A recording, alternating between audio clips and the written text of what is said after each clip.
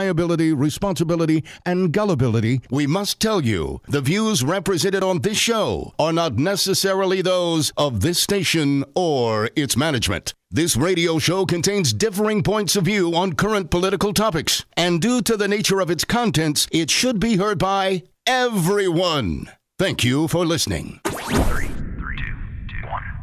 Now live from the heart of liberal Wisconsin, where the political party is just beginning, welcome to the Devil's Advocate Show. Best friends proving it's never personal, only politics. Please allow me to introduce myself. Now here are your hosts, Dom and Crute. Welcome to the Devil's Advocates Radio Show. Dominic, I can't wait to get started, man. It is another busy day. It almost seems like a Friday because of the news dump, but it's just what day is today? Tuesday? Tuesday. Happy Tuesday, buddy. Happy Taco Tuesday. Dom, we will have a cavalcade of porn star updates in this big show. Well, it is the Donald Trump administration. Well, it's not just Donald. Let's not forget his son also. Now, a part of this conversation, Fredo Jr., you know, the acorn stepping out doesn't fall far from the philandering tree, Dom. The philanderer tree? The philanderer tree. But before we go there, and I got to add, big guest, always welcomed. He is Mark Pocan. He's my congressman. Our friend, but my congressman, and he's going to be on this big show about 3:30 today. Dom, Progressive Caucus laying out some really big numbers. People are very supportive of guys like me and Mark Pocan. That's progressives. Yeah, man, Mark's out giving away jobs, man. You better be careful. I might get a job from Mark. Good luck with that. You take any 2-day job you need to take. But Dom, first and foremost, let's lead here. What's that? Crudy called this. I was so absolutely right that Trump would congratulate Putin. You said it yesterday, but it didn't happen until today. Does that mean I was wrong? I mean, timing is important, but no, I did think it would be eventually right. I did think it would be a tweet, not a personal congratulations. Well, when you're calling the boss, that's the best way to do it. Suck up in person, or at least via phone. Politico, Trump congratulates Putin on sham re-election. From the body of the piece, Lewis Nelson, President Donald Trump congratulated Vladimir Putin on the Russian president's Sunday election victory. Oh, that's sweet.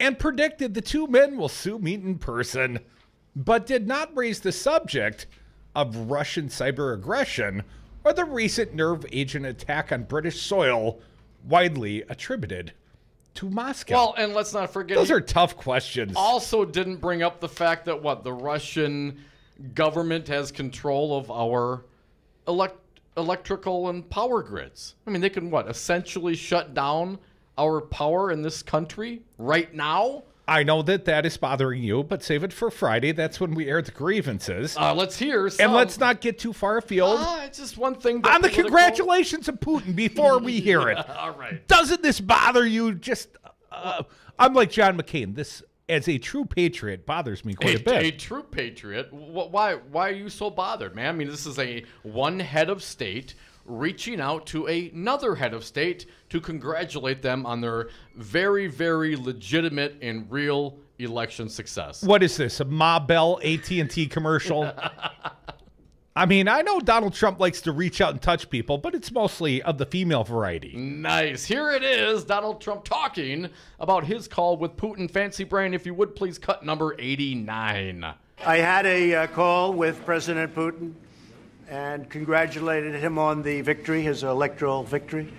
Now, see, isn't that what heads of state are supposed to do, Michael? I don't know. Did Putin call Trump and congratulate him on his electoral college victory? I thought he already knew. Right. Donald Trump, of course, got to avert the arms race. The next cut, please, Brian, 90. We had a very good call, and I suspect that we'll probably be meeting in the not-too-distant future to discuss the arms race, which is getting out of control. Out of control. Now, didn't these guys just spend a whole lot more money on the military? I thought it was just of videos of missiles falling on Mar-a-Lago. I'm not sure if they've actually purchased the missiles, but they got some really kick-ass video Graphics, man, for sure. of how the missiles are going to blow up Mar-a-Lago. Dom, I read on from Lewis Nelson at the Politico. Top U.S. intelligence and congressional officials warn that Russia continues to spread digital propaganda, see Cambridge Analytica, and disinformation within the U.S., and is ready to meddle in the 2018 midterm elections. But Trump did not mention this subject on the phone call. White House Press Secretary Sarah Huckabee Sanders, I forgot the colonel, Sarah Huckabee, Colonel Sanders, told reporters Tuesday. Let's do cut 21, Brian. There are no specific plans made at this time, but we want to continue to have a dialogue with Russia. And the next one, please. Slowing the tensions when it comes to an arms race, something that is clearly important to both leaders. Very important. But what about the election meddling? Aren't both leaders currently saber rattling in some way, shape, or form? Well, yeah, that's how you get elected. Isn't Donald Trump the one, at least domestically, that's talking about bloating the military spending? He describes it differently, but effectively, it's a new arms race, right? But it's getting out of control. Let's do 23. Then let's 24. not increase spending for the military. Let's solve that problem. Well, he could do it, but of course, then he wouldn't have the nice speech. 23, please. We disagree with the fact that we shouldn't have conversations with Russia. There are important topics that we should be able to discuss, and that is why the president's going to continue to have that dialogue. Oh, here's an important topic. What about Russia meddling in our elections, please? Cut 24. I don't believe it came up on this specific call, but it is something that we've spoken extensively about. Yeah, I'm sure they did. Back to the Politico piece, Sanders added that Trump did not address the nature of Putin's victory in what critics called an only cosmetically democratic election. A lot of makeup. Makeup on a pig, perhaps. Lipstick, that is, Tom. The Russian leader was elected to a third 6-year term with about 75% of the vote after a campaign in which rival candidates were excluded and state-controlled media showered praise on him. Sham elections for a dictator, Freedom House declared. Trump's call with Putin drew a sharp retort from Senator John McCain and Crudy, a fierce Putin critic who said in a statement that an American president does not lead the free world by congratulating dictators on winning sham elections. McCain added that Trump insulted every Russian citizen who was denied the right to vote in a free and fair election to determine their country's future, including the countless Russian patriots who have risked so much to protest and resist. Hashtag Resistance Radio, Putin's regime. Sarah, Colonel Sanders, Crudy, responded. Sarah Huckabee, Colonel Sanders. Get it right. Cut 25. Putin has been elected in their country, and that's not something that we can dictate to them how they operate. We can only focus on the freeness and the fairness of our elections, something we 100% fully support. You know, wasn't it not so very long ago that Ronald Reagan dictated how we were going to work and how Russia was going to work? And didn't Ronald Reagan, that conservative, he won the Cold War. And now, what? America has no influence, has no say as to what goes on and what happens in other countries as it pertains to our elections? Well, Ronnie said, Mr. Gorbachev, tear down that wall. Right? And Trump says, build the wall. I see. I guess it's a little different. Mexico or American taxpayers will pay for it. And that way we'll end the opioid epidemic, Dom. By killing all the dealers. And the wall. Don't forget the wall. And the wall. Now, I digress. Back to this fine Politico article, Dom. That attitude is a departure from decades of U.S. foreign policy in which a succession of administrations have freely criticized anti-democratic events in elections in other nations. As recently as March of last year, the State Department issued a statement condemning Putin's government for cracking down on peaceful anti-Putin protests.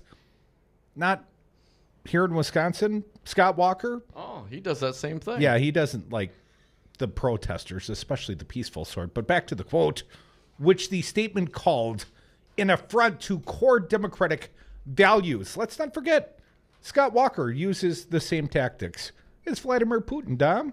When Putin was last elected in 2012, however, in another election whose legitimacy was questioned wildly, former President Barack Obama personally congratulated his Russian counterpart. A readout of that call similarly made no mention of concerns about the election process, but it also came in a moment of far lower U.S.-Russian tensions and before Putin's campaign of political meddling in the West. Senate Majority Leader Mitch McConnell said Putin's victory reminded him of the elections they used to have in almost every communist country, where whoever the dictator was at the moment always got a huge percentage of the vote, so calling him wouldn't have been high on my list. Speaking to reporters Tuesday, Senate Foreign Relations Committee Chairman Bob Corker seemed less bothered by the conversation. I know he's done the same with numbers of other leaders as they did when he was elected. I wouldn't read much into it, Corker said. But pressed on whether the elections were quote-unquote free and fair, Corker replied, no, absolutely not. I guess we shouldn't call it an election. Trump's call also came amid international fury and horror over the attempted murder with nerve agent of Russian double agent Sergei Skripal in Salisbury, England. I didn't know you couldn't do that. Trump himself echoed the British government's conclusion last week when he said it looks like the Russians were behind it, but the subject did not come up on Tuesday's call, Sanders said. No unpleasantries between Putin No. and his puppet. Well, what would you expect? I mean, the marionette does not talk back. Trump said that Pinocchio never backtalked Geppetto. No. Not as a puppet. No. Trump said he and Putin would meet to discuss Ukraine and Syria, North Korea, and various other things. I wonder what those other things are, including what he called a burgeoning arms race, but he was quick to add that militarily we will never allow anybody to have anything even close to what we have.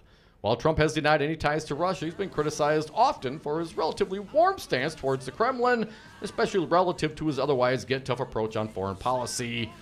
His 2016 campaign is currently the subject of a Justice Department investigation led by Mueller, in case you haven't heard that. I had not. Trump called it a witch hunt, in case you haven't heard that. The Russian government was the first to announce the conversation between Trump and Putin. Again, the Russians have to break news on Donald Trump. Much like the photographs of Trump when he was spilling the beans on the Israeli intelligence. Remember how they all laughed? Remember how fun that was? To the Russians in the White House, in the Oval Office. Folks, we're the devil's advocates. We always get by with a little help from our friends. Mark Pocan's one of them. He'll join us soon. You can join us in the meantime, toll free at 844-967-2789. Dom, you and I are friends. Why can't Trump and Pootie Poot be good friends as well? Oh, they are, man. They just don't want you to know about it. Come back with us. Tweet us out at Devil Radio. Just don't stop listening. Wisconsin's only Resistance Radio Network, 1580 Madison, 1510 Milwaukee. Gonna get by with my friend. Oh, I'm gonna get on back. Russia, if you're listening, The process is rigged. This whole election is being rigged. but there's been no collusion, no obstruction, and virtually everybody agrees to that. So what I told you was true, from a certain point of view. Это ущу адвокатов дьявола. I'm afraid right now for the future of my children's generation and those to come. In this age of mass school shootings, Wisconsin Governor Scott Walker offers the same bold agenda of the National Rifle Association. Make sure you remember in your thoughts and more importantly in your prayers. While Walker offers platitudes, he blocks meaningful gun safety legislation. It's really an honor to work with the NRA not only in my state but across the country. And I'm proud of my A+ ranking as a governor. Walker weakened the gun laws in Wisconsin, and then he got $3.5 million worth of NRA support. There have been men and women of courage who've been willing to stand up and think more about the future of their children and their grandchildren than they thought about their own futures. Scott Walker, you are not one of them. This message was paid for by the People for People Corporation. Donate online at p4ppc.org, p4ppc.org.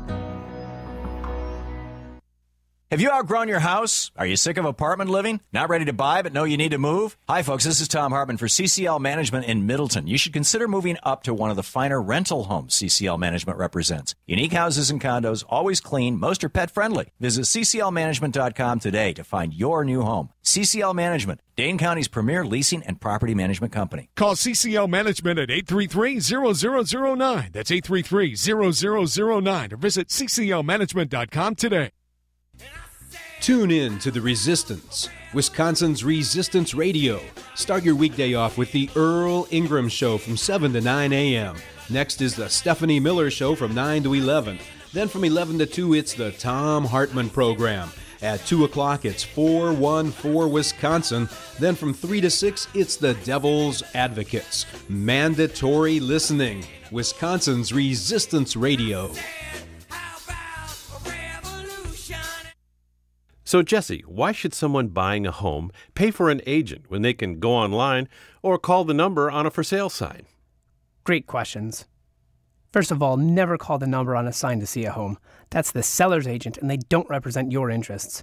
If they show you a home outside of an open house, you forfeit your ability to have someone negotiate in your corner at no cost to you. Well, with interest rates still at historic lows, how can buyers still get a great deal and protect their rights? Step 1, find a buyer's agent that you trust.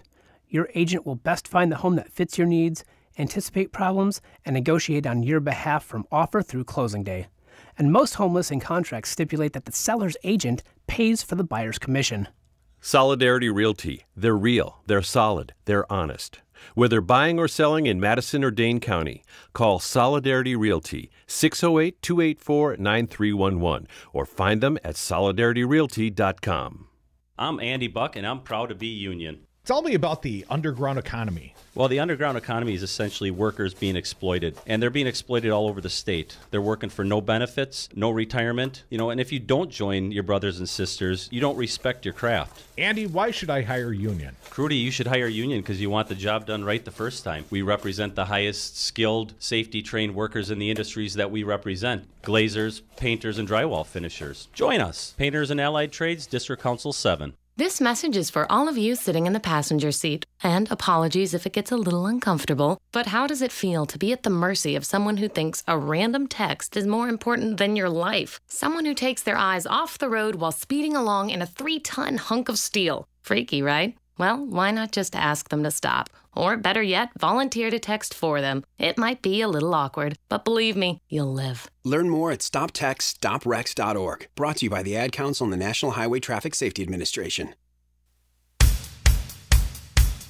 You're listening to the radio show your mother warned you about. Tom and Krutz are the Devil's Advocates. And we are back. Thank you for listening to the Devil's Advocates radio show live on Wisconsin's Resistance Radio Network. Also, streaming live on YouTube and Facebook. You can check out how sexy we are. We're on Twitter at Devil Radio and on the phones 844-967-2789. Dominic, Mark Pocan joining us very soon, so I'm jumping right into it. Jennifer Rubin, The Right Turn at the Washington Post. A reminder of just how wrong Trump apologists were. President Trump is reportedly more confident in his job. Which results provide him with such confidence is unknown, and hence we see an undiluted Trump. The promise that one day he would pivot or become presidential was ludicrous. In fact, he has only gotten worse with time. We now see unrestrained Trump, the one who hates criticism, who must continually pummel his opponents, who never bothers to learn about subjects on which he expounds, who thinks everyone in government owes his personal loyalty to him, who means what he says for only a fleeting instant, who confounds allies with policy zigzags, who bullies and blusters, who lies continually, and who, despite his bravado, cannot take on those to whom he apparently owes his presidency. I think she means the NRA and the Kremlin, Dom. We vividly remember when Republican sycophants assured us that all would be fine because Trump assembled a dazzling cabinet and the greatest national security team ever. As for the national security team, Rex fired on the toilet. Tillerson is gone, and H.R. McMaster is next. with the list of fired or resigned advisors growing longer than the list of those who have remained, it is evident that these advisors, whom right-wing pundits and congressional lackeys cooed about, were not the greatest.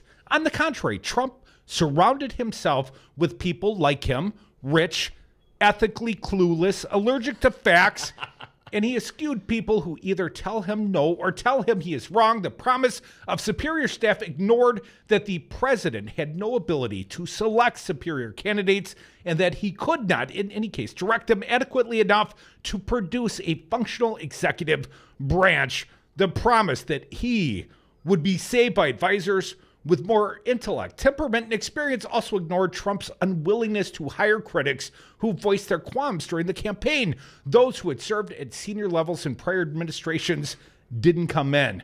That left him with mediocre talent pool, and now all his defenders would have shuddered to know this a year or so ago.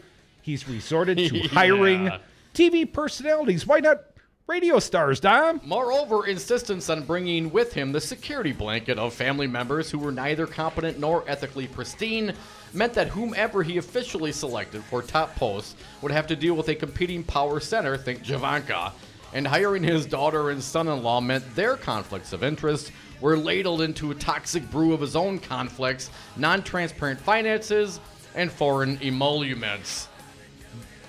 But Congress will constrain him? That's what Trump apologists, including congressional Republicans, assured us. Really, as a matter of policy, they have either been inert or have encouraged his worst tendencies. On appointments, they've rubber-stamped a cast of characters that is distinguished mostly by ethical slip-ups and antagonism towards the missions of the departments and agencies they lead. As for checking Trump's personal failures, they have turned a blind eye towards his conflicts, his foreign earnings, and his refusal to release his tax returns. They have no stomach for confronting Trump. Here's the conclusion. In sum, Trump could neither hire nor heed the advice of the very best people on his staff or cabinet. The Congress was never going to challenge him, but here's the thing. By removing the GOP majority in Congress, the country can mitigate, not eliminate, Trump's increasingly unhinged conduct to get the institutional check that Republicans such as House Speaker Paul Ryan promised. It seemed they need to be stripped of that majority. Come back with us and Mark Pocan. Take a look under your bed. Find stuff under there? What about jobs? No? Now try your basement. There's a pair of overalls that overall you're not so into anymore. A perfectly good laptop that hasn't sat in your lap in months. And even more stuff, but still no jobs? Well, you really have both. See, stuff is defined as household articles considered as a group. Sometimes this stuff is no longer needed. Wait, no longer needed? That can't be right. Because remember those jobs you were looking for? Those are really needed, and they're the stuff inside your stuff. Even inside that winter coat that moved with you to Phoenix. Our job is to unlock those jobs, and it starts when you donate your stuff to your local Goodwill. Here's how we do it. When you donate to Goodwill, we sell your stuff to provide job training for people right here in your community. So just by teaming up with Goodwill, you help create jobs. And isn't that worth parting with the leftover keytar from your 80s cover band?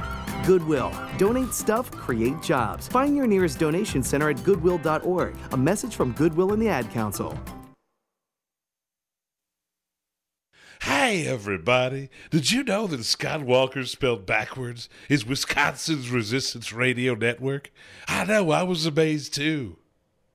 I was on Zero Res Madison's Facebook page the other day, and they have almost 2,000 testimonials from local customers. Apparently, I am not the only one stoked on how cool this company is. A green technology that actually works better and doesn't cost more. It's a no-brainer. I'm in. We are starting our own Devil's Advocates revolution to free your carpets from harsh chemicals and soaps. Call Zero Res today and ask for the Dom and Crute special 608-848-9000 or schedule online at ZeroResMadison.com. Zero Res, spell it forward or backward. It's the right way to clean.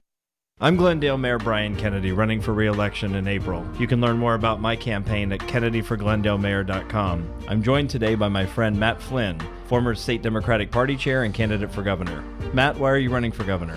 We used to have honest government, clean water, and high wages in this state. Now under Walker, we have corrupt government, dirty water, and low wages. I'm going to change that. You can vote for Brian Kennedy for mayor on April 3rd in Glendale and Matt Flynn for governor in the Democratic primary on August 14th. Paid for by Kennedy for Glendale. Hello, friends. Tom Alonzi here from Teamsters Local 200. Here's a fact. United States Labor Department statistics show union workers receive, on average, 30% more in pay and benefits than non-union workers doing the same job. If you're a worker interested in receiving better wages and benefits and respect at your workplace, give Teamsters Local 200 a call at 414-771-6363 and ask to speak to a Teamsters Local 200 organizer today. That guy is a scary son of a gun, and I hope people start paying attention and get him the heck out of there, because he's like a big fascist general that's controlling our state, and then our attorney general. Wow, that guy ought to be locked up himself. I mean, he makes the sheriff of Milwaukee look kind of saintly. The Devil's Advocates, weekday afternoons on 1510 a.m., Wisconsin's Resistance Radio. For Wisconsin's Resistance Radio Network, I'm Stu Daniels with your headlines. Election Day is 2 weeks from today. On the ballot is a seat on the Wisconsin Supreme Court and a referendum question that would eliminate the state treasurer. Make sure you are registered to vote and make sure you know where your polling place is. To find out if you're registered and where your polling place is, go to myvote.wi.gov.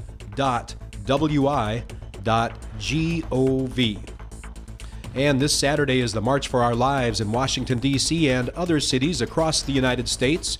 In Milwaukee, the march will start at the county courthouse at 901 North 9th Street at 10 a.m., then proceed to City Hall, where several speakers will address the students, teachers, and supporters.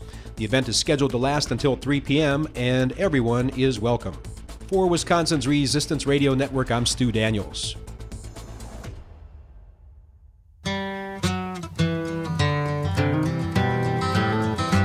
The Devil's Advocates, because freedom.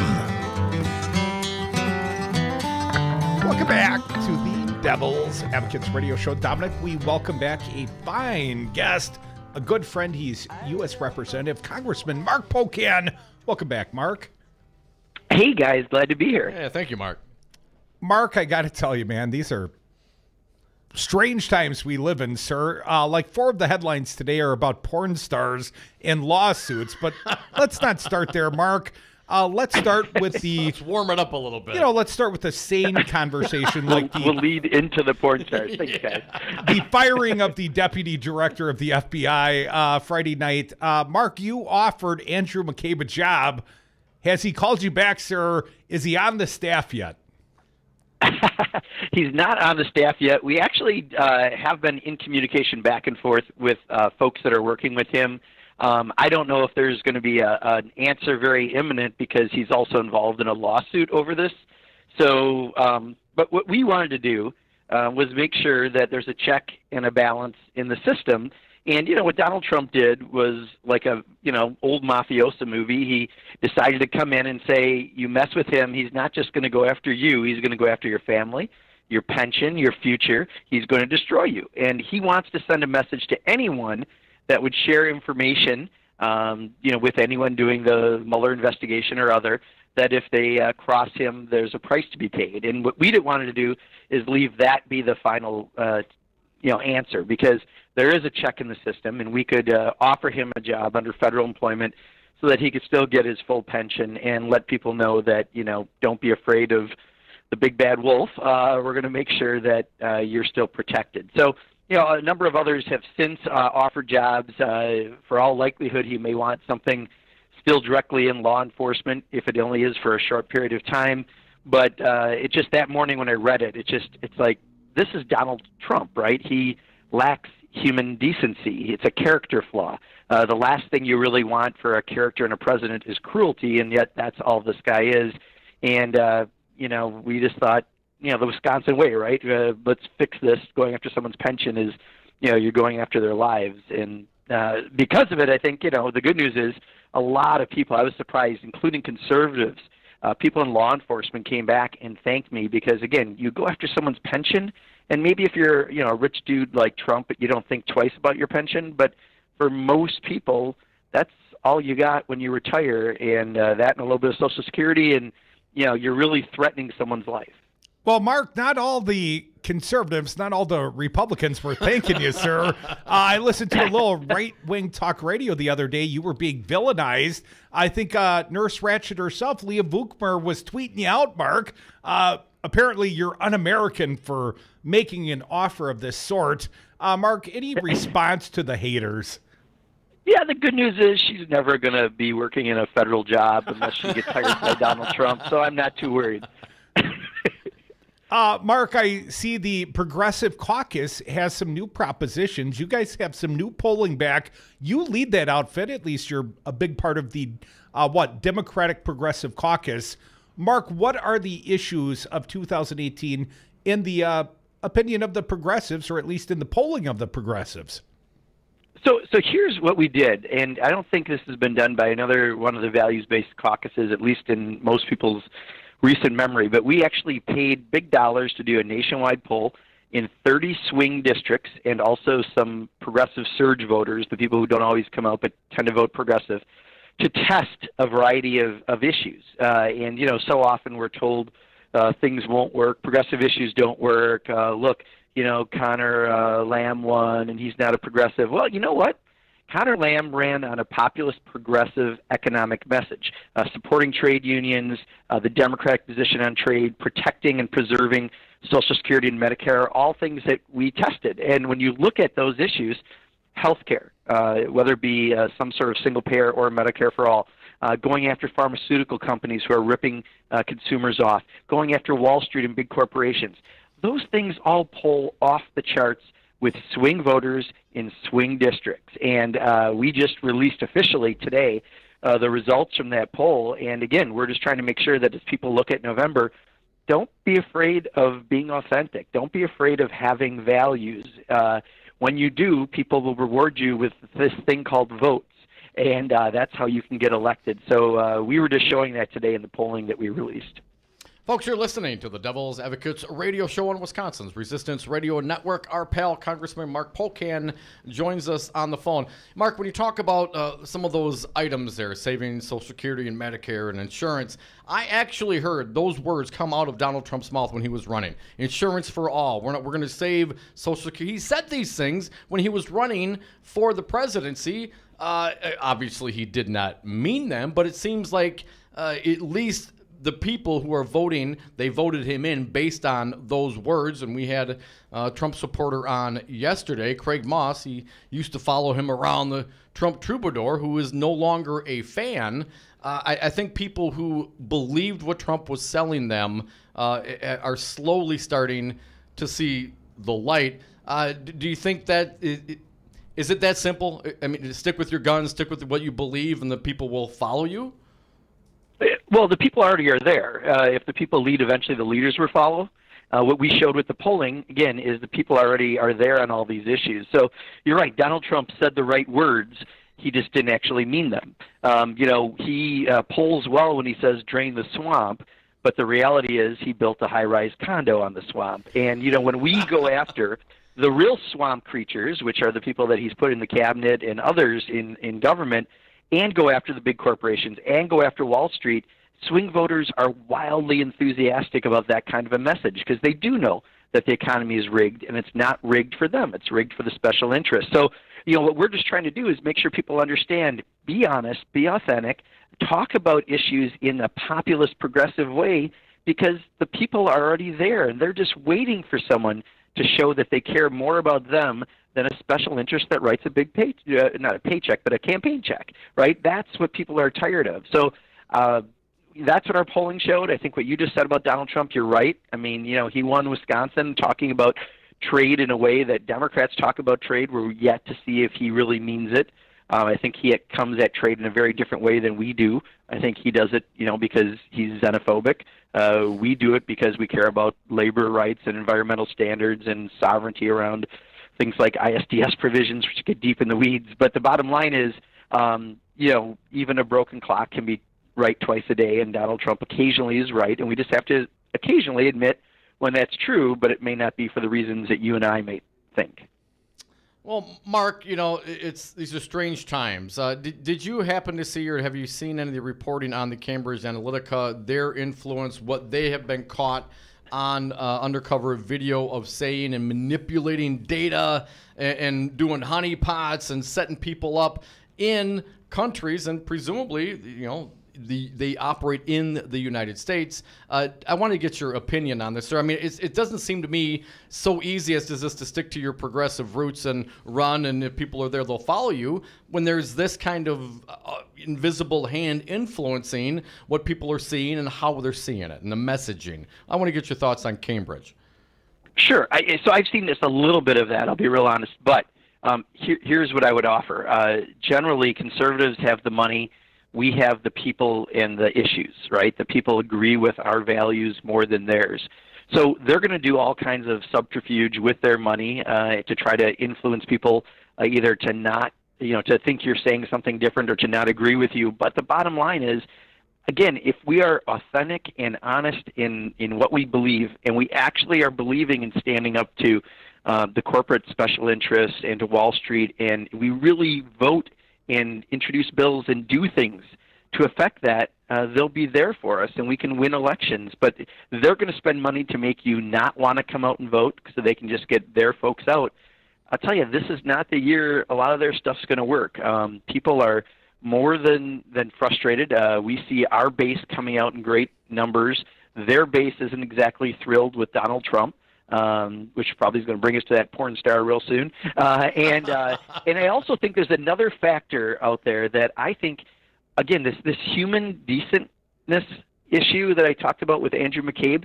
I think parents who aren't D's or R's are just tired of having awkward conversations with their kids about what a S-hole is, about what a very fine Nazi is, why a president would pay a porn star money named Stormy Daniels. I mean, those are all conversations that you don't want to have with your children, but you have to these days because of this president. I think all those factors are coming into play. Mark, I'd really like to save the porn star conversation for dessert.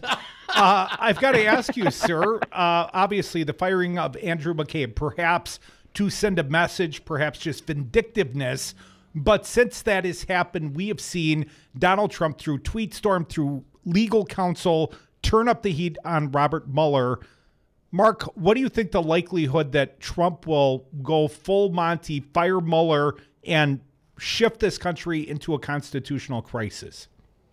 Well, I'll tell you, as this circle keeps tightening, the only people left in the circle appear to be the president, his family, and some of his top campaign folks, right? And I think that's why the nervousness, the lashing out is even stronger than ever. So I think if he can find a way to get rid of Mueller, to get rid of this investigation, he will do everything within his power. But at least a few Republicans, Lindsey Graham, a few others, I can't think offhand, have said that, they would stand up. And privately, some rank and file members have said that. The disappointment is Paul Ryan and Mitch McConnell are still rolling over and having their bellies scratched by the president no matter what happens. They won't stand up to him.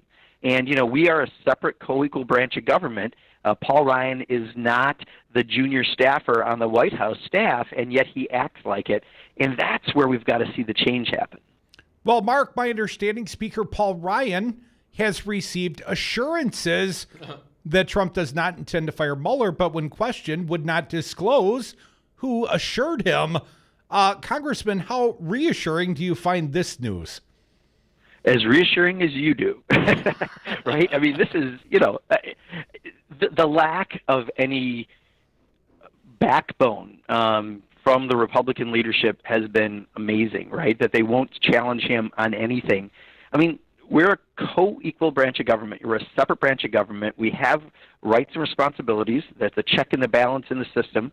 Our founders put within there, and if instead all they're going to do is, no matter how crazy the president is and how ruthless he behaves, they're going to support him or kind of, wink and not stand up to him, that's a real problem. And that's why they're losing elections across the country. That's why Connor Lamb just won in Pennsylvania in a district that Donald Trump won by, 20 points? There is a consequence to their actions, and the problem is, by the time they stop themselves from doing it will be when it's too late. And maybe this is just what we need to, really reform what's happening right now within the system. Folks, you're listening to the Devil's Advocates Radio Show. We got a fine guest live via phone, Congressman Mark Pocan. And Mark, I've been trying to save the best for last. I got to ask you, sir, have you seen the news? Stormy took a polygraph, and it is a 99% likelihood that not only did she have sexual relations with the president, she did so with no form of protection. Mark, any comments all the way around on Stormy taking a polygraph and barebacking the president, apparently, sir?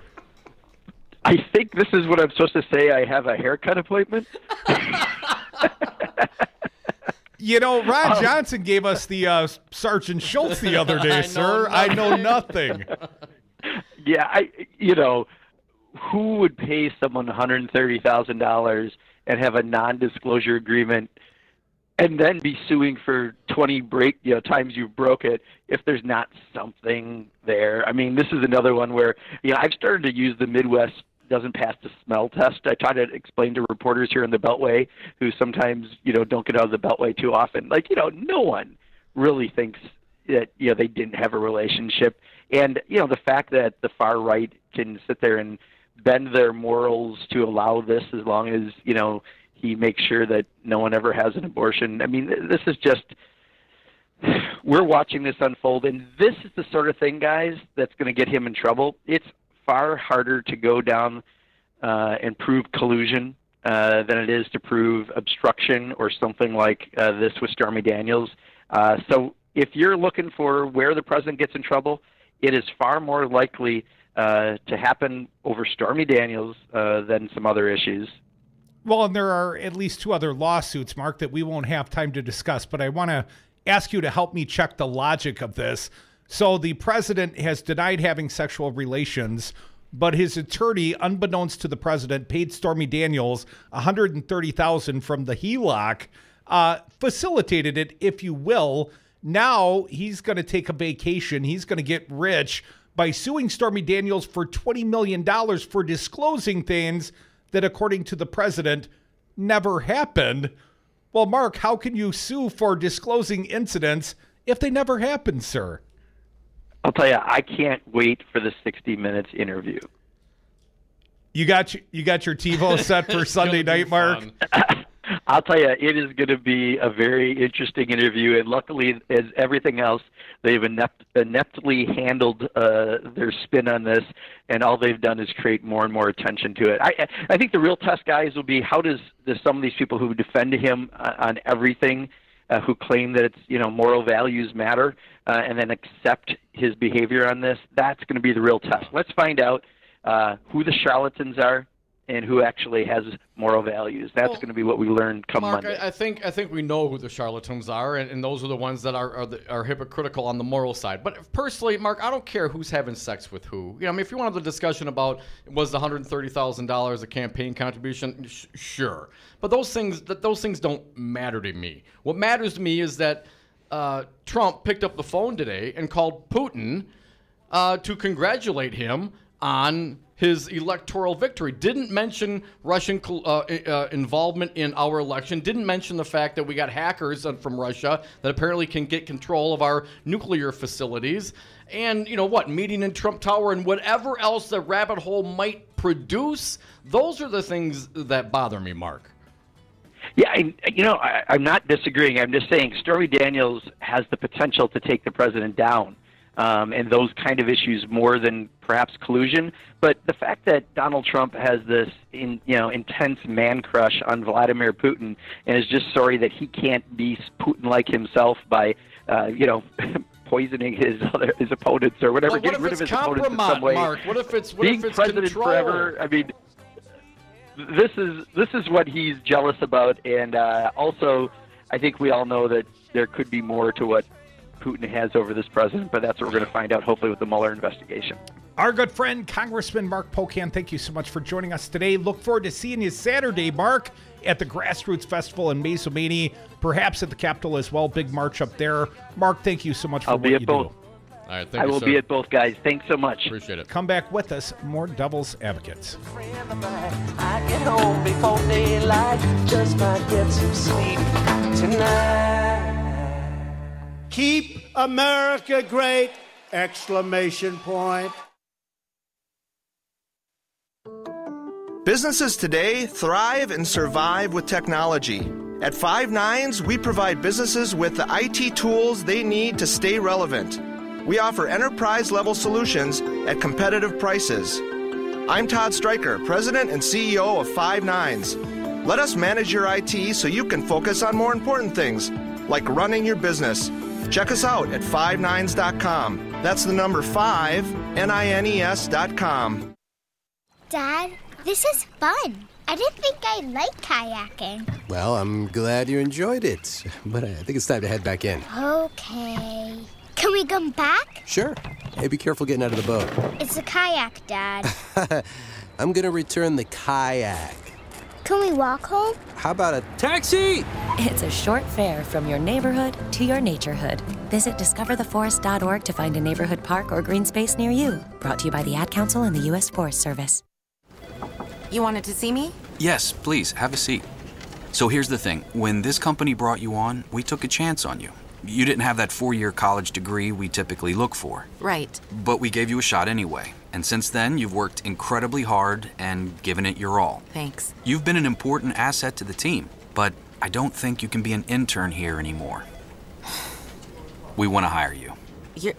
You're serious? Absolutely. Find your next great employee. Introduce yourself to the Grads of Life. Who are they? Talent worth knowing about. Young adults of unique determination and experience. An ideal fit for your company in an entry-level position, internship, or even mentorship. They might not have every qualification you typically look for, but they're exactly who your company needs. I won't let you down. I know. Don't miss out on a resource many innovative companies have already discovered. Go to gradsoflife.org to learn how to find, cultivate, and train this great pool of untapped talent. Brought to you by the Ad Council and gradsoflife.org.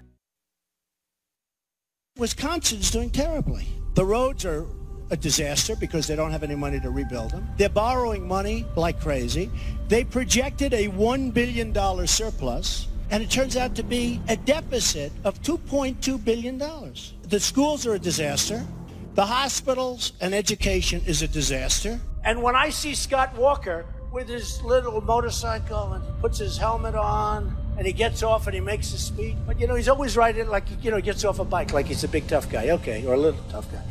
Their lobbyists, their special interests, and their donors will start calling. They gave you $1 million to your campaign, and this one gave you $5 million, and this one, you have to do it. You know what he's going to say? Okay, I'll do it. Mr. Trump, you're using the talking points of the Democrats, and as we all know, that I'm using facts. This message was paid for by the People for People Corporation. Donate online at p4ppc.org, p4ppc.org. Have a drink at Regano's Roman Coin. This neighborhood corner tavern is as classic as the street it occupies. Family owned and operated since 1966, Regano's Roman Coin is located in a former Pabst Tide House on historic Brady Street, serving an array of craft beers with a focus on Wisconsin breweries. Also, weekly drink specials, trivia on Wednesdays, seasonal sporting events, parties hosted for all occasions, and pet friendly. Open 11 a.m. Tuesday through Friday, 10 a.m. Saturday and Sunday, closed on Monday. Regano's Roman Coin, Milwaukee's pet friendly, cash only ordering classic corner tavern. The Devil's Advocates. We've got U.S. Senator Ron Johnson, our friend, live via phone. Ron, in all seriousness, if this was Barack Obama, you'd be screaming, "Stormy, stormy, stormy," from the rooftops. You're too young to understand this excuse. This would be the Sergeant Schultz answer, "I know nothing." But as the chair of the HISCAC, sir, Homeland Security Governmental Affairs Committee, you could get to the bottom of this, could you not, Ron? I see nothing. I know nothing. Making radio great again. Ass, grass, or cash, nobody rides for free. Dom and Crute are the Devil's Advocates. And we're back. Thank you for listening to the Devil's Advocates radio show live on Wisconsin's Resistance Radio Network, streaming live on the YouTubes and the Facebooks, on Twitter at Devil Radio, and on the phones toll-free 844-967-2789. Thank you to our friend Mark Pocan. I hope I didn't make the congressman blush asking him for comment on the 99% likelihood that Donald Trump had bareback sex with porn star Stormy Daniels, at least according to the Wall Street Journal and the Polygraph, Where I Dom. go for all my presidential porn star unprotected sex news. I've got the Hills write-up. Brett Samuels, a polygraph exam taken by adult film star Stormy Daniels in 2011. You remember, In Touch Weekly, Dom. Oh, yeah. Supported her account of an affair she said she had with Donald Trump 5 years earlier. The Wall Street Journal reported Tuesday, that liberal rag. The newspaper obtained reports of the exam, which Daniels took on May 19, 2011. The polygraph showed she truthfully said she had unprotected sex with Trump around July of 2006. Trump is barebacking porn stars, according to polygraph test. 99% likely. She also said Trump told her she would get on the television show The Apprentice, but the accuracy of that answer was inconclusive. So that wasn't so much a promise, Dom. It's something he brought up to try and what? A little pillow Go talk. to bed with a porn star. A little pillow talk. Which apparently was successful. So don't say Donald Trump doesn't know much about the art of the deal. I don't know. Apparently, he was also calling up some of her porn star friends and said, hey, come and join us for a party. He was less successful in that endeavor. Dominic, the more porn stars, the merrier. Of course. When one is having a Trump-tastic orgy. Everyone gets Cheeto dust on them. That's all I'm saying. Come back with us, Devil's Advocates. We'll make you blush in hour 2. Phone lines open, 844-967-2789.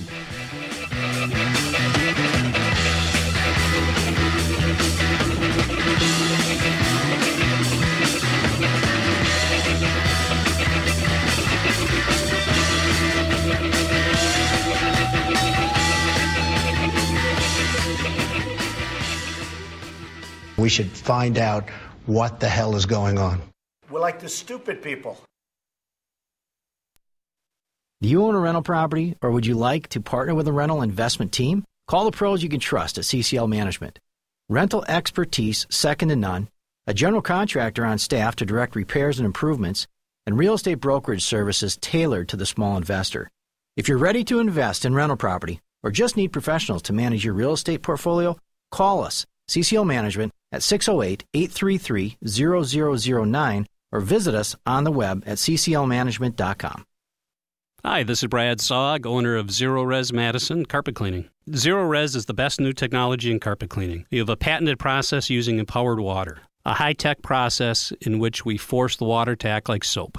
It doesn't want to stay in that state. It's jacked up and it's angry and it wants to hit the dirt and then it neutralizes. When we're done, all that's left in your carpet is just light moisture. In the end, you get the cleanest, greenest, healthiest carpet cleaning available. Call us at 848-9000. Zero Res. Spell it backward or forward. It's the right way to clean. My name is Lola Silvestri, and I'm going to be 95 this year. I was very independent. I fell, and I had to have Meals on Wheels. America, let's do lunch. 1 in 6 seniors faces the threat of hunger, and millions more live in isolation. Drop off a hot meal and say a quick hello. Volunteer for Meals on Wheels by donating your lunch break at americaletsdolunch.org. This message brought to you by Meals on Wheels America and the Ad Council. Tweens have mastered the art of tuning out. Jen, there's a spider in the car. We're turning your room into a home gym. See? Nothing. But some messages need to get through, like making sure they're buckled up the whole ride, every time. Do whatever it takes to make your child listen. Jen, I friended your boyfriend. Wait, what? Buckle up, sweetie. Never give up until they buckle up. Learn more at safercar.gov/kidsbuckleup. A message from the National Highway Traffic Safety Administration and the Ad Council. You are listening to 1510 AM WRRD Waukesha, Milwaukee, and 1580 AM WTTN Columbus, Wisconsin's Resistance Radio. More ugly weather. High school shooting cut short. I'm Rich Johnson. Milk, bread, maybe a DVD if the internet goes out. Those items may be on afternoon shopping lists for millions from Virginia to Maine as the first day of spring brings one last big winter storm. Meteorologist Mark Chenard says it's already made a mess in the Ohio Valley and the South. There are storms moving across those areas, so definitely if you're in portions of Florida into the coastal Georgia and South Carolina, be alert for potential severe weather over the next several hours. The Washington, D.C. area, which has escaped snow all winter, will finally get a significant amount overnight. And on the West Coast, it's a return of mudslide danger. This storm is not the storm to question. Robert Lewin with the Santa Barbara County Office of Emergency Management puts it plainly. This is a legitimate, hard-coming storm that has the potential to cause destruction. It has the potential to take lives. There could be as much as 10 inches of rain from this storm before it moves out late Thursday. And Lewin says in the area where the January mudslide killed 21 people, those mountains are locked and loaded. There is still lots of debris on those fire-ravaged hillsides.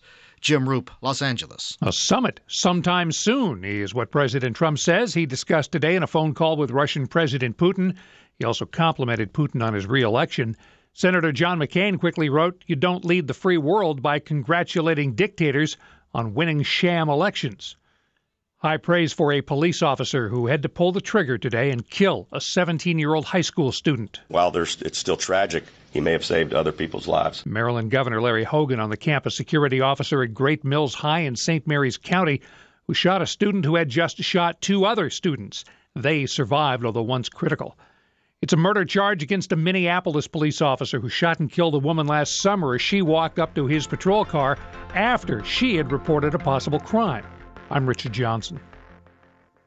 Adopt US Kids presents Multiple Choice Parenting. You've messed up your daughter's haircut. Do you A, get spiritual? Mom, where's the mirror? Beauty is within. Oh. B, find the positives? Less time blow drying, more time texting? Or C, show empathy? Mom, you really don't have to. Twinsies! I kinda love it. You don't have to be perfect to be a perfect parent. Thousands of teens in foster care will love you just the same. For more information on adoption, visit adoptuskids.org. A message from the U.S. Department of Health and Human Services, Adopt U.S. Kids, and the Ad Council. I'm State Representative Jocasta Zamaripa. And I'm Joel Clayfish. Listen to us on the Joel and Jocasta Show, Saturdays at 3 p.m. She's a Latina woman from the inner city of Milwaukee, and I'm a white guy from the suburbs. Diversity in the white guy. You are not going to believe what you hear on this show. I'm telling you, you're going to have to listen. News Talk, 1510 a.m., WRRD. Wisconsin's Resistance Radio. White House is voicing more frustration with the special counsel's investigation, but also is repeating that he's not leaving. After weekend tweets by the president aimed at special counsel Robert Mueller, White House Press Secretary Sarah Sanders acknowledged frustration with the investigation. She characterized it as absurd, but said there are no plans to fire Mueller. We don't feel like that's the most productive step forward. Her comments came after first Speaker Paul Ryan and then Senate Majority Leader Mitch McConnell warned against such a move. The special counsel should be free to follow through his investigation to its completion without interference. Bob Mueller should be allowed to finish his job. And McConnell said there's no need for legislation to protect Mueller. Jerry Bodlander, Washington. HUD Secretary Ben Carson says he left office furniture buying to his wife. But Carson tells a congressional panel once he learned of the $31,000 price tag for a dining room suite, he canceled the order. I'm Richard Johnson.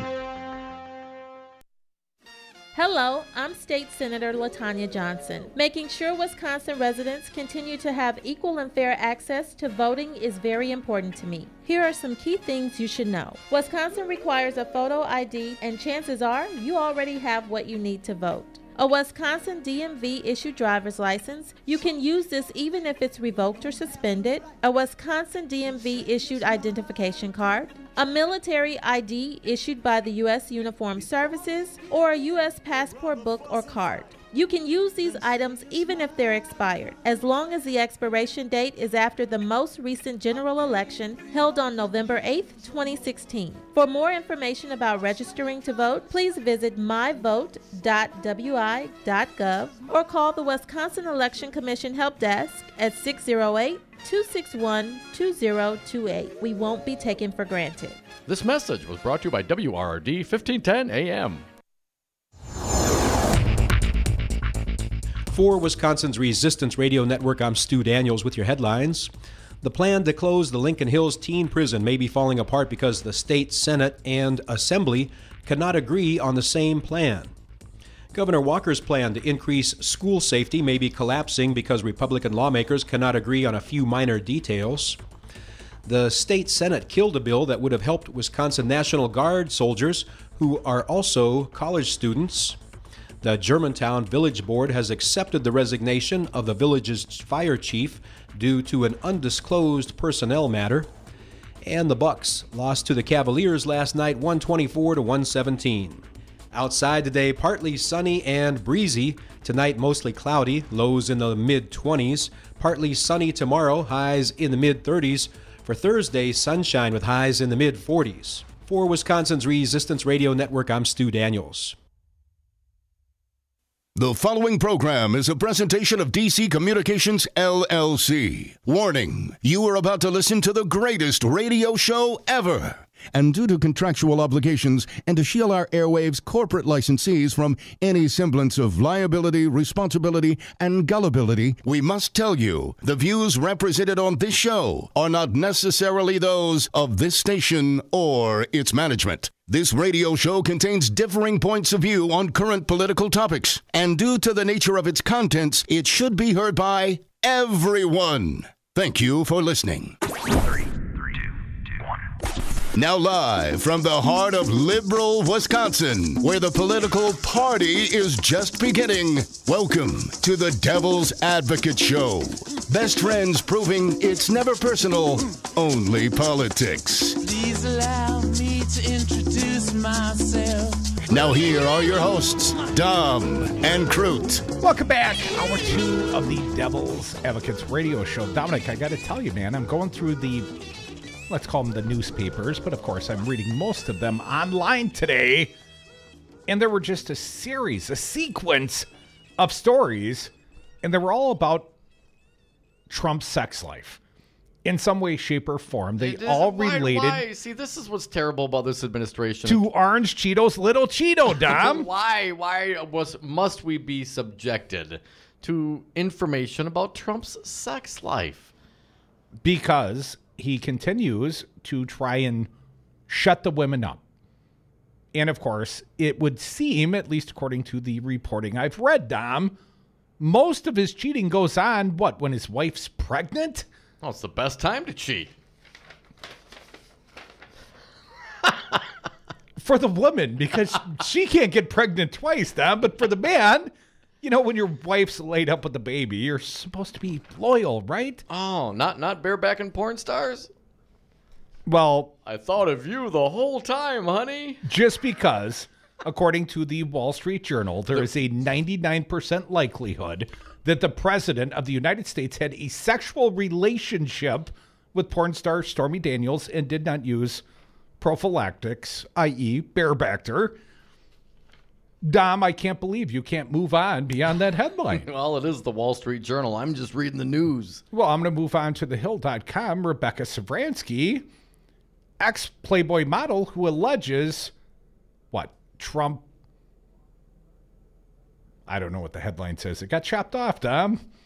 See, that's what happens when you print it sometimes. I'm just going to read from the body of the work. I think it tells the story.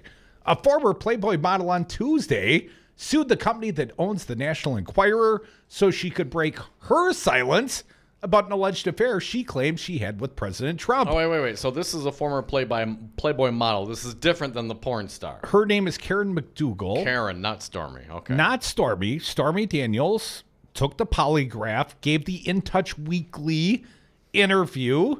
We saw some other porn star today on CNN. What was that young lady asserting, Alana Dom? Evans, a friend of Stormy Daniels, has made the circuit claiming the same thing. Today she was on CNN, stating that she would receive phone calls from Stormy and Donald, and Stormy would hold the phone up, and Donald would say, hey, come on, come join us, come to the party. And of course, her assertion was that he was trying to coax her into a threesome with her, with Stormy and Trump, but apparently she did not find Trump attractive enough to engage. And she would not be my first choice, that I can tell. I guess the second, if she's already the one on the phone. And we're going to have to define terms. Is that a threesome or an orgy at this point? I think a threesome is not an orgy. I think an orgy would be, 4 or more. But, I don't know what the terms 4 kids or are more using these days. orgy, threesome, or menage a trois, if you prefer. Well, if you want to be all fancy about it. 3 or less. Oui. Then it came in and out. It came in 3 times. Voulez-vous coucher avec moi ce soir? No. Et tu, Brian? We had a very nice dinner. So we've moved on to story 2, Dom. We've moved beyond the Wall Street Journal's reporting that porn star Stormy Daniels passed a polygraph and that she indeed had sex with a 99% likelihood in a bareback fashion with the President of the United States. This occurred in 2006, Dom. Why you got to live in the past, man? Some other porn star, Alana Evans. Alana Evans, yes. Not the other porn star that is an accuser of Donald Trump, saying that he unwantedly kissed her at the very same golf outing that Stormy was at. I believe her name Jessica Drake, Dom. But I had moved on to the former Playboy model, Karen McDougal, who is suing America Media Incorporated, which paid her $150,000 for her story about the alleged affair and then withheld it from publication. This originally sourced from the New York Times. McDougal, whose lawsuit was filed in Los Angeles Superior Court, alleges she was misled by American media and her lawyer at the time about the deal. She also said in the lawsuit that she was warned by American media after they spoke with the New Yorker last month that any further disclosures would break Karen's contract and cause considerable monetary damages. Starting to sound very much like the NDA signed by Stormy, but not by Double D, apparently. She thinks that Trump's NDA, talking about Stormy Daniels, has been invalidated by his failure to sign it, even under pseudonym of Double D David Dennison. But back to former Playboy model Karen McDougal, where we left off, Dom. McDougal's current lawyer, Peter Strice, told the newspaper in an email that American media carried out a multifaceted effort to silence his client. A multifaceted effort to silence his client. It was like an orgy of effort to silence his client, Dom. The lawsuit filed today aims to restore her right to her own voice. He said, "We intend to invalidate the so-called contract that American Media Inc. imposed on Karen so she can move forward with the private life she deserves." McDougal told the New Yorker last month that a purported effort to cover up the story by the National Enquirer took her rights away. The model also said she felt like she could not so much as mention Trump's name after she was paid for her story. The lawsuit comes after adult film star Stormy Daniels filed a lawsuit earlier this month. Daniels, of course, paid $130,000 by Trump's personal attorney, Cohen, weeks before the 2016 election. The payment, she says, was intended to buy her silence about the affair. Meanwhile, the Wall Street Journal reported in November 2016 that American media paid McDougal $150,000 for her story, an alleged affair with Trump, but never published it. McDougal and Daniels both claimed they had an affair with Trump in 2006, a year after he married First Lady Melania Trump. And while pregnant with young Barron Trump, the future, third son? Behind Beavis and Butthead. McDougal and Clifford have made similar claims about their relationships with the now president, including interactions at the same Lake Tahoe golf tournament and dates at the same Beverly Hills hotel, among other similarities, like barebacking perhaps. Trump has denied both affairs. I mean, come on, don't you take him to a different restaurant? I mean, the guy's obviously has a system. Well, how do you get the orgy going if you can't take them to the same place at the same time, Dom? Oh, my bad. Threesome going. Yes, let's be clear here. Which takes me to story menage a trois, Dom. Donald Trump's son, Don Jr., sometimes affectionately referred to as Fredo Jr. around here. Sometimes not so affectionately. I'm smart and I want respect. Fredo Jr. and his model, air quotes, actress wife Vanessa apparently parting after about a decade of marriage, Dom. 5 children later. Oh, but there's some new reporting, Dom, and this it just saddens the story a little bit for me. Raw story. President Donald Trump advised his son to not cheat on his wife while she was pregnant and to save his marriage, reports Business Insider. The Wall Street Journal, Business Insider. I'm going to file this one under irony, Dom. President Donald Trump, President Trump telling his son to not cheat on his, talking about Don Jr.'s pregnant wife. Listen, the dear old man had done. Kids not to do all sorts of things that I do. I mean, this is the privilege of being an adult. You know where Fredo Jr. picked a woman up? The Apprentice. Celebrity Apprentice, Don, not just a pedestrian apprentice contestant. According to the report, Donald Trump Jr. cheated on his wife with singer Aubrey O'Day, a contestant on Celebrity Apprentice for months while his wife Vanessa was pregnant with their third child, leading his father to attempt to intervene. Son, do what I say, not as I do. The pair began their relationship in late 2011 as the taping of the show was concluding, reports Us Weekly. One of my favorite sources, Dom. Here's a quote. When it started, they were very serious all of a sudden, explained a source. He told her it was over with his wife. It's over, I swear. We're separated. I don't love her. He didn't love her. Aubrey fell for him hard. They thought they were going to be together for realsies. Crudy, I'll jump in. Another source claimed Don Jr. told the singer his marriage was already in the process of dissolving and that he was confronted by his wife when she found emails between the two. Just 2 more kids and then I'll leave her. According to Page 6, Trump, who reportedly had an affair with an adult porn star named Stormy Daniels, stepped in and told his son to cut it out. Wait, let's clarify this point for just a minute. Okay. Don Jr., who was cheating on his pregnant wife, Vanessa, with what? The Celebrity Apprentice contestant, Aubrey O'Day, and the old man's going to insert himself in the son's personal life and recommend against the very same actions that he's alleged to have had with 2, one porn star, 1 Playboy model. He invited 2 other porn stars to the party at one time or another. Yeah. If you include Alania Evans and Jessica Drake in the mix. And let's not forget the original sin. Trump cheated on Don Jr.'s mom, Ivana, with Marla Maples. So you're saying Pa's got no place to say anything?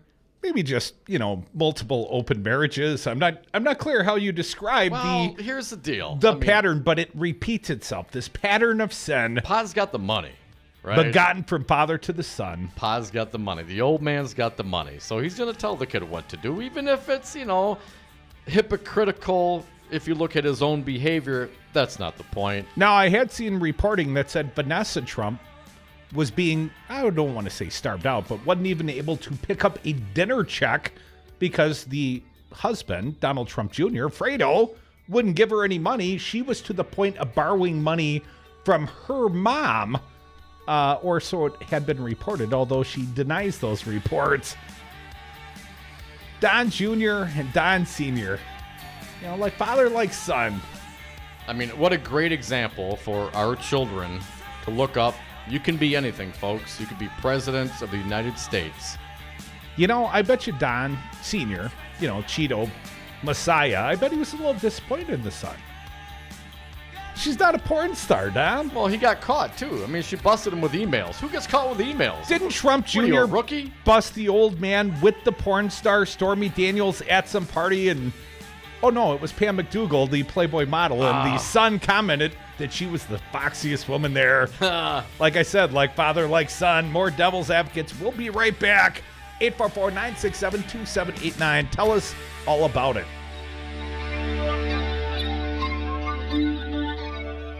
Then it came in and out. It came in 3 times. This is more work than in my previous life. I thought it would be easier. It hasn't recovered from that. Which is in very poor condition. Can we call that treason? Why not? Hey folks, sexy liberal Stephanie Miller here. Most new Wisconsin jobs are in Dane County, it's true. Some of my listeners are relocating to Madison. Many already commute there. When asked where to turn for a trusted real estate team that understands Madison, I say the same thing. Solidarity Realty. They help you through the process and protect your consumer rights. They live their values, building community, promoting sustainability and diversity. Find them today at solidarityrealty.com and tell them Stephanie Miller sent you. I'm a retired school psychologist, and helping people was my thing. After my stroke, When Meals on Wheels started, I was on the other end of the stick, so to speak. My name is Julius Gaines, creative writer, poet, photographer. 1 in 6 seniors faces the threat of hunger, and millions more live in isolation. Drop off a hot meal and say a quick hello. Volunteer for Meals on Wheels by donating your lunch break at americaletsdolunch.org. This message brought to you by Meals on Wheels America and the Ad Council. Only in the forest can you see this. And this. And this. But nothing beats the moment you see that. Cool! That's your child's eyes opening up to a world of possibilities. I didn't know it could do that! Because one trip to the forest can spark a world of difference. There are some moments only the forest can inspire. Find yours at discovertheforest.org. Learn about forests near you and discover cool things to do when you go, like hiking, canoeing, fishing, or camping. Or create your own adventure with family and friends, and you might just see this. Your moment's out there. Find it at discovertheforest.org. That's discovertheforest.org. Brought to you by the U.S. Forest Service and the Ad Council. Hi, I'm Todd Stryker, President and CEO of Five Nines. Have you got your head in the clouds on how to manage IT for your enterprise? We can make your dreams a reality. With our enterprise cloud technology, consulting, servers, networks, and hosting, we'll manage your IT so you can focus on running your business. Consider Five Nines your personal enterprise IT solution. Enjoy technology. For more information, visit fivenines.com. That's the number 5, NINES.com. Hello, friends. Tom Alonzi from Teamsters Local 200. Local 200 has union members from up north in Fond du Lac all the way down to the Illinois state line, from the shores of Lake Michigan out to Waukesha. Here's a fact. Teamster union members negotiate living wages and affordable health care benefits where they work with their union representative. If you're a worker interested in receiving better wages and benefits and respect at your workplace, give Teamsters Local 200 a call at 414-771-6363 and ask to speak to a Teamsters Local 200 organizer today. We are live outside the home of Joe and Rosie Goddard, where a pretty big tickle fight broke out just minutes ago. Sources say their father instigated the laughter. Let's go inside for a comment. Apparently, they have no comment. Dads, let this be a reminder that it only takes a moment to make a moment. Call 877-4DAD-411 or visit fatherhood.gov. Brought to you by the U.S. Department of Health and Human Services and the Ad Council. Tune in to The Resistance, Wisconsin's Resistance Radio. Start your weekday off with the Earl Ingram Show from 7 to 9 a.m. Next is the Stephanie Miller Show from 9 to 11. Then from 11 to 2, it's the Tom Hartman Program. At 2 o'clock, it's 414 Wisconsin. Then from 3 to 6, it's the Devil's Advocates. Mandatory listening. Wisconsin's Resistance Radio.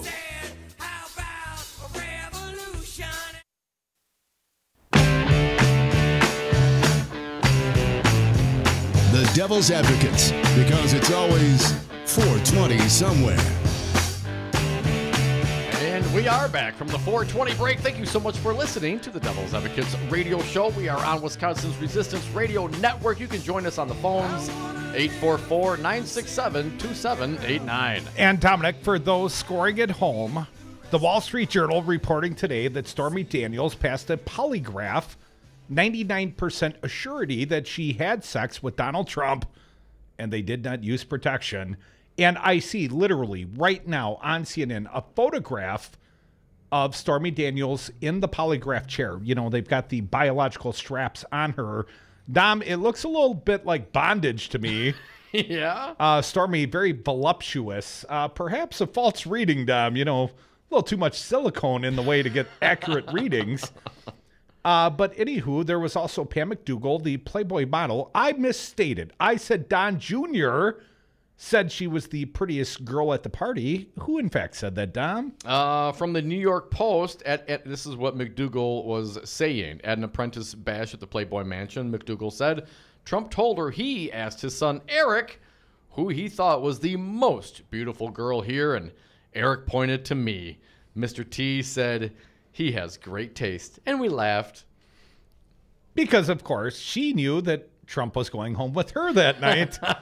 Our friend Dave on Twitter, Herr Grappenfuhrer, only advised Junior not to cheat because the kid was going after the same porn stars as the old man. I gave you a like, Dave, but as we've talked about, Dom, truly the way this story reads out is that Don Jr. was cheating on his wife, Vanessa, very pretty lady, with Aubrey O'Day, some singer I'm unaware of, but she was a Celebrity Apprentice contestant, Dom, and apparently that's where Trump Jr.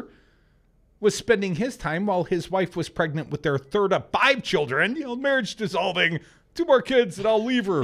I swear, it's over. And Trump Sr., Cheeto Messiah, advised his son not to cheat. Knock it off. On the pregnant wife. Knock it off. Because that only works for me with porn stars and the lady, the mistress I married after your mom. And I don't need the competition. Well, Dom, let's talk about another lawsuit, this one, against Donald Trump. The suit is for defamation. It also involves an ex-apprentice contestant, and this one will be a 4-6-3 double play if you're scoring at home. A Manhattan Superior Court judge has ruled that President Trump's job in the White House does not give him immunity from a defamation lawsuit filed against him by former apprentice contestant Summer Zervos. A pretty lady, but no porn star, Dom. Here's the quote. In Clinton v. Jones, the United States Supreme Court held that a sitting president is not immune from being sued in federal court for unofficial acts. Justice Jennifer Schechter wrote in the ruling. It left, again, a quote, Dom, it left open the question of whether concerns of federalism and comedy compel a different conclusion for suits brought in state court. Because they do not, defendants' motion to dismiss, this is the Trump motion to dismiss this case or hold it in abeyance, I'm sure that's not pronounced properly, is denied. Denied, I tell you, Dom. Last year, Reuters reported that lawyers for Trump were arguing that a defamation suit against the president brought by Zervos, who has accused Trump of sexual harassment, should be dropped. The report said lawyers would ask New York State judge to toss a lawsuit, which was filed by Zervos 3 days before Trump was inaugurated. Zervos alleged in the lawsuit that she and her business were damaged after Trump's derogatory statements about her in the wake of her sexual misconduct allegations against the president. Trump's lawyers have argued in court filings that the president's comments were non-actionable fiery rhetoric, quote-unquote. They have also alleged that statements made by Zervos were politically motivated. Naomi Mazie, a law professor at Georgetown, told Bloomberg that the decision is likely to be repealed and may even go to the Supreme Court. Zervos held a press conference in 2016 in which she described a 2007 incident in which she says Trump groped and kissed her during a meeting about a job opportunity. Trump and his team denied the claims at the time. So the Trump boys just using The Apprentice as a dating pool, apparently. We're the Devil's Advocates. Phone lines open, 844-967-2789. I've said that if Ivanka weren't my daughter, perhaps I'd be dating her. You know? My name is Adam Holmes, and I'm proud to be union. Adam, you're Director of Training for Painters District Council 7. What do you do? I'm making sure that we're investing in our members. We're providing the safest and best trained painters, glazers, drywall finishers, and trade show workers in the industry, and we also do that at no cost to the taxpayers. Why hire unions? Because it costs less to be safe. We keep the contractor on the right side of OSHA and help keep the workmen's comp rates affordable. Join us, Painters and Allied Trades, District Council 7. Please tune in Saturday, March 24th from noon to 3 p.m. when Earl Ingram anchors special coverage of the 10th Annual Wisconsin Grassroots Festival from Mazomanie. People Organizing for Solutions. Speakers include Lisa Graves, John Nichols, Matt Rothschild, Congressman Mark Pocan, and Senator Tammy Baldwin. Tune in right here on Wisconsin's Resistance Radio Network, Saturday, March 24th, noon to 3. You are listening to 1510 AM WRRD Waukesha, Milwaukee, and 1580 AM WTTN Columbus, Wisconsin's Resistance Radio Network.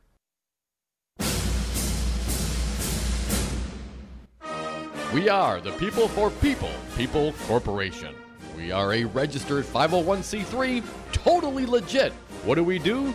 We take your uncapped, dark money, tax-deductible donations, private or corporate, always anonymous, and we turn it into free speech. You know, educate Wisconsin through advertising, which may or may not be in coordination with the candidate. Isn't that illegal? It should be, but it's not under Wisconsin law, thanks Governor Scott Walker. Politicians in Wisconsin are beholden to the millionaire and billionaire sugar daddy and sugar mamas that finance their campaigns. Time to make them beholden to we the people for People Corporation. Give your tax-deductible donation to the real patriots, the People for People Corporation, P for ppc.org, P, the number 4, ppc.org. Music is a bridge between the material and the spiritual. My name is Harvey Lauer, and I'm 82. As a blind person, you have to be aware that nobody can tell you what you can or can't do. You really have to try things. My folks got me a little radio in 1940, and that was the best Christmas present I ever got. When I was 11 years old is when I started to play music, play the piano, and then the accordion, and then the cello. My wife, who was also blind, was a good cook. When she died, that's when I started Meals on Wheels. America, let's do lunch. 1 in 6 seniors faces the threat of hunger, and millions more live in isolation. Drop off a hot meal and say a quick hello. Volunteer for Meals on Wheels by donating your lunch break at americaletsdolunch.org. This message brought to you by Meals on Wheels America and the Ad Council. For Wisconsin's Resistance Radio Network, I'm Stu Daniels with your headlines. Election Day is 2 weeks from today.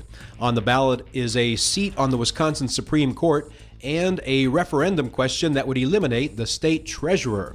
Make sure you are registered to vote and make sure you know where your polling place is.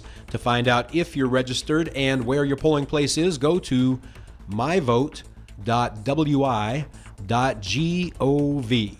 The Germantown Village Board has accepted the resignation of the village's fire chief due to an undisclosed personnel matter. And this Saturday is the March for Our Lives in Washington, D.C. and other cities across the United States. In Milwaukee, the march will start at the county courthouse at 10 a.m., then proceed to City Hall. Outside today, partly sunny and breezy. Tonight, mostly cloudy, lows in the mid-20s. Partly sunny tomorrow, highs in the mid-30s. For Wisconsin's Resistance Radio Network, I'm Stu Daniels. Women want them. Men want to be them. Tom and Crute are the Devil's Advocates. Welcome back to the Devil's Advocates Radio Show. Dad's girlfriend's the centerfold, So's the sons? No, she was a Celebrity Apprentice contestant and singer by trade, Dom. Well, we don't know that she was not in a centerfold. We'd have to look it up. I don't want to cast aspersions. Some don't see the value of the female sex worker like the father does. Stormy Daniels, you refer to? Or any of the others, Jessica Drake or Alania Evans, or perhaps even Pamela McDonough? McDougal, my bad. But she was all the McDonoughs. But, she's a Playboy centerfold. I mean, that doesn't automatically imply porn star. Well, his wife, of course, was a nude model as well, Melania. Trump's current wife. The First Lady. Yes. Oh, yeah. Not a porn star, but a nude model, one might describe her as, Dom. I've seen her naked many times. Pretty, shapely. Recently? Just photographically represented, Dom. Yeah. Hell, I can't even tell you if she was photoshopped or if that's her natural perkiness. Those are a few years old, I think. I see. 844-967-2789. We're going to move on from this topic, but let's still a pretty woman who's been greatly disrespected by her husband, I suspect, if he, tried to have at least a menage a trois, perhaps a orgy, at a golf outing with porn stars while his wife's home pregnant or recently having given birth to his third son. Well, much like the American people, I would argue that she knew exactly what she was getting when she married him. And who's to say they didn't have some boundaries and open relationships in the beginning of their relationship. I mean, he did. Which porn star was it? I think it was I mischaracterize her. The naked model from Playboy, Pamela McDougal. Didn't he take her on the tour at Trump Tower and show her that Melania had separate bedrooms? Oh, yeah. She appreciates her privacy, according to Donald Trump. At least that's the way it was reported. Yeah, one bed for sleeping and one for sex. I mean, that way no one's got to sleep in the wet spot. Let's get to the phones. I'm not even going... I'm above your tomfoolery, Dom. Too late. 844-967-2789. Paul, you're up. You can comment on anything you like. Paul, thanks for calling. What do you got today? Afternoon, boys. So much fun today. I can't quit laughing. This is awesome. Hey, what's going to be the song, Riding Out the Storm? You guys got to have a contest, Riding the Storm Out. A little REO Speedwagon? Yeah, Riding the Storm Out, buddy. I always thought like Eddie Rabbit. I love a stormy night. There you go. Hey, I got to say, though, I'm with Dom on this one. The Russian thing is kind of scary. I grew up with Russia always being the enemy, and I got to ask you, Dom, what do you think is the worst thing that could happen with the Russian deal with Trump and Putin? And hey, this is a great show today. I can't quit laughing. See you guys. See ya. Bye. All right, thanks, Paul. You're welcome, Wisco Paul. Laughter, they say, is the best medicine, and we all need a little something in Trump's America. Laughter helps. I think weed is the best medicine. But what's the worst thing? I mean, what's the worst? Well, the worst is we have a treasonous bastard in the White House. That's the worst. Who, should get hung for treason? I don't know what you call it, but if what we see continues to play out, I would say that would be probably the worst possible thing. Can we call that treason? Why not? Yeah, why not? Now, Al Scarface Capone, and I see some parallels here, perhaps, Dom. Capone went down for tax evasion, right? And died in prison of syphilis. Draw your own conclusions. I want to release my tax returns, but I can't release it while I'm under an audit. Yeah, I mean, taxes. I mean, you get what you get, and collusion, coordination. But if no collusion, hashtag no collusion. There's a straight line, and again, this investigation continues, and I know those on the right are gonna maybe have their head in the sand, maybe think that this is all just deep state paranoia trying to keep the true conservative out of the presidency, or maybe the Republicans are so paranoid because he's guilty as hell. We'll just have to wait and see. But, stringing up the former president for execution would probably be pretty bad for this country, Paul. You know who might be guilty as hell, Tom? The guy from Cambridge Analytica. Oh, my. He's been, fired, suspended, spending more time with his family in some way, shape, or form, Tom. On leave, yes. No longer, apparently, today, Cambridge Analytica announced that he is on leave or suspended, as you said, Curdy. This Channel 4 investigation, did you get to see any of this? I absolutely got to see it. I was watching Rachel Maddow last night, MSNBC. I always find her quite good on the Russian topic, Dom. Yeah, she does go through the points on this. I went through and actually watched the Channel 4 news program specifically. Now, this is similar to the BBC. Channel 4 News is a British-based operation. They did clandestine. Felt a little like watching 60 Minutes. Maybe not as good as the 60 Minutes episode I'm anticipating this weekend with Stormy Daniels. Yeah. But, back to the old Mike Wallace days.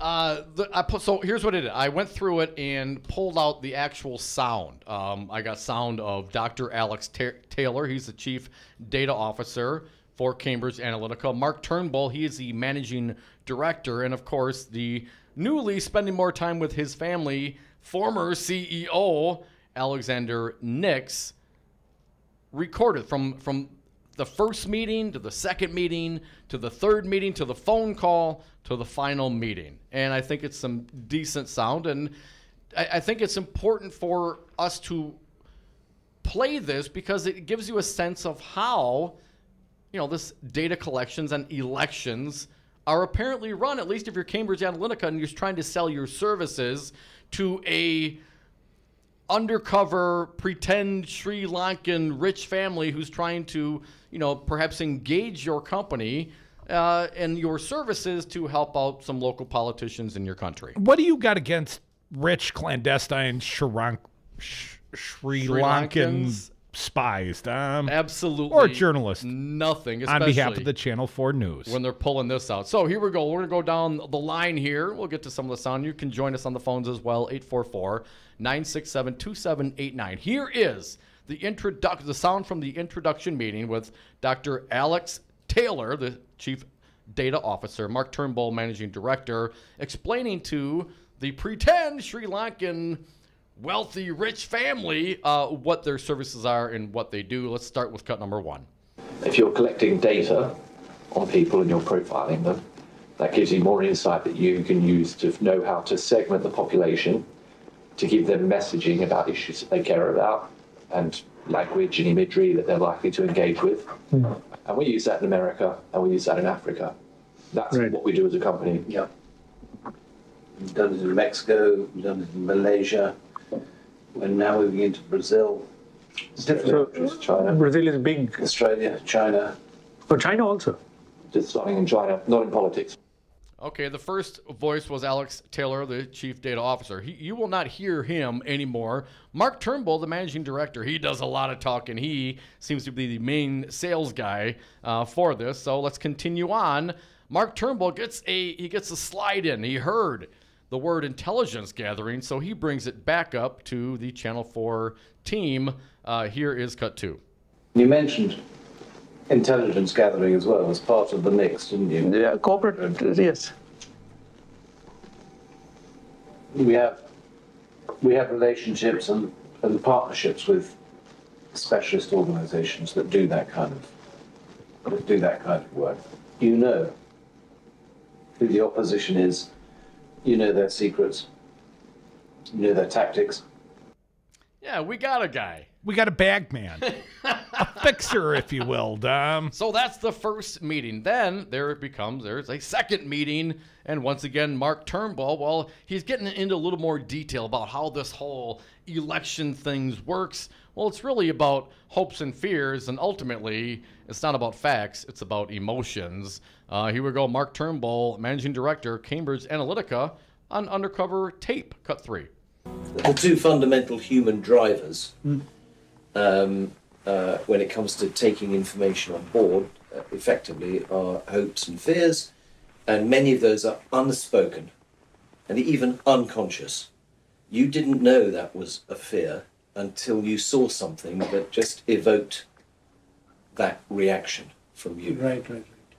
And our job is to drop the bucket further down the well than anybody else, to understand what are those really deep-seated underlying fears, concerns. There's no good fighting an election campaign on the facts, because actually it's all about emotion. You know, this reminds me a little bit of like Clockwork Orange. Just prop the eyes open and drip the Facebook ads in there. And keep it going. Mark Turnbull, the Managing Director from Cambridge Analytica, goes on to talk about their success in Kenya. We're going to skip that. Let's go to cut 5. Again, Turnbull talking about digging up dirt, and we'll report it back to you, cut 5. There are various intelligence gathering organizations that operate very discreetly to find information like that. So I know people who used to work for MI5, MI6, they now work for these private organizations. Okay. They will find all the skeletons in his closet, quietly, discreetly, give you a report. Now, as you can tell, there's a kind of different sound there. This is now the third meeting taking place between Mark Turnbull and the undercover team at Channel 4 News. Now, when you're setting up a secret clandestine relationship with Cambridge Analytica, Dom, who do you think buys the second and third meal? They're all on Cambridge, right? Here we go. Let's continue on. The propaganda crew, according to Mark Turnbull, the Managing Director from Cambridge Analytica, their propaganda, it must be so very subtle. It has to happen without anyone thinking that's propaganda. Because the moment you think that's propaganda, the next question is, who's put that out? Yes. So we have to be very subtle. Very, very subtle. And of course, you know, if there's any concerns, we could do a different entity, have no name. Hell, there'll be no record at all. Cut 7. It may be that we have to contract under a different name. For Cambridge Analytica. A different entity with a different name, so that no record exists with our name attached to this at all. You know, that sounds a lot like a Donald Trump NDA agreement. Just don't signed by it. David Dennison, a little double D and PP. Just insert your random initials here, Dom. Cut 8, we're not going to go, but this is where Mark Turnbull says, well, we're not in the business of fake news or entrapment. Well, I think that crosses an ethical line. And that was the end of meeting of number 3. Now, Alexander Nix, he's the CEO of Cambridge Analytica. He gets on the phone. I mean, 3 meetings now, you're bringing the boss into close. And what was meeting number 2? It closed with they don't want to do unethical stuff, and then they brought the closer in for meeting number 3, and he said, sure, we'll do any unethical kind of stuff you need us to do effectively, right, Dom? Essentially, here is Alexander Nix, cut 9. We are not only the largest and most significant political consultancy in the world, but we have the most established track record. We're used to operating through different vehicles in the shadows, and I look forward to building a very long-term and secretive relationship with you. We work in the shadows, Curdy, and I look forward to having a very long-term, secretive relationship with you. Now, couldn't you just say, you know, all our work that we do for our clients is confidential? But it sounds so nasty and dirty the way he puts it.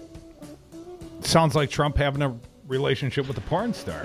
Yes, it does. It's going to be dirty, and you can't tell anybody about it ever. But it'll be really good for me. Come back with us, Devil's Advocates Radio Show. This is our president. This was Cambridge Analytica. This was his team. And I would remind all of you listening in Wisconsin, when you think of Cambridge Analytica, also think of Scott Walker. Why? Because let's not forget, Rebecca Mercer was an early Scott Walker donor, did a little social science during the recall right here in the great state of Wisconsin. And also, Cambridge Analytica, they got their digital operators, you know, this sleazy firm, as they were called, even in reporting back during the election. Well, they got them all from Scott Walker's presidential campaign. You know, it failed after 71 days. Man needs a job.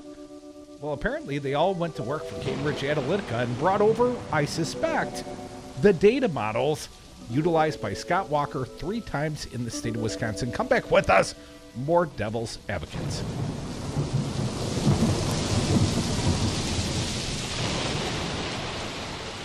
The next time, we're going to win the old-fashioned way. Having a great time. Do you own a rental property, or would you like to partner with a rental investment team? Call the pros you can trust at CCL Management. Rental expertise second to none, a general contractor on staff to direct repairs and improvements, and real estate brokerage services tailored to the small investor.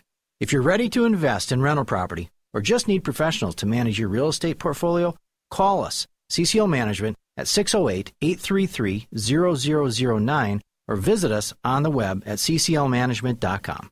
Have a drink at Regano's Roman Coin. This neighborhood corner tavern is as classic as the street it occupies. Family owned and operated since 1966, Regano's Roman Coin is located in a former Pabst Tide House on historic Brady Street, serving an array of craft beers with a focus on Wisconsin breweries. Also, weekly drink specials, trivia on Wednesdays, seasonal sporting events, parties hosted for all occasions, and pet friendly. Open 11 a.m. Tuesday through Friday, 10 a.m. Saturday and Sunday, closed on Monday. Regano's Roman Coin, Milwaukee's pet friendly, cash only order and classic corner tavern.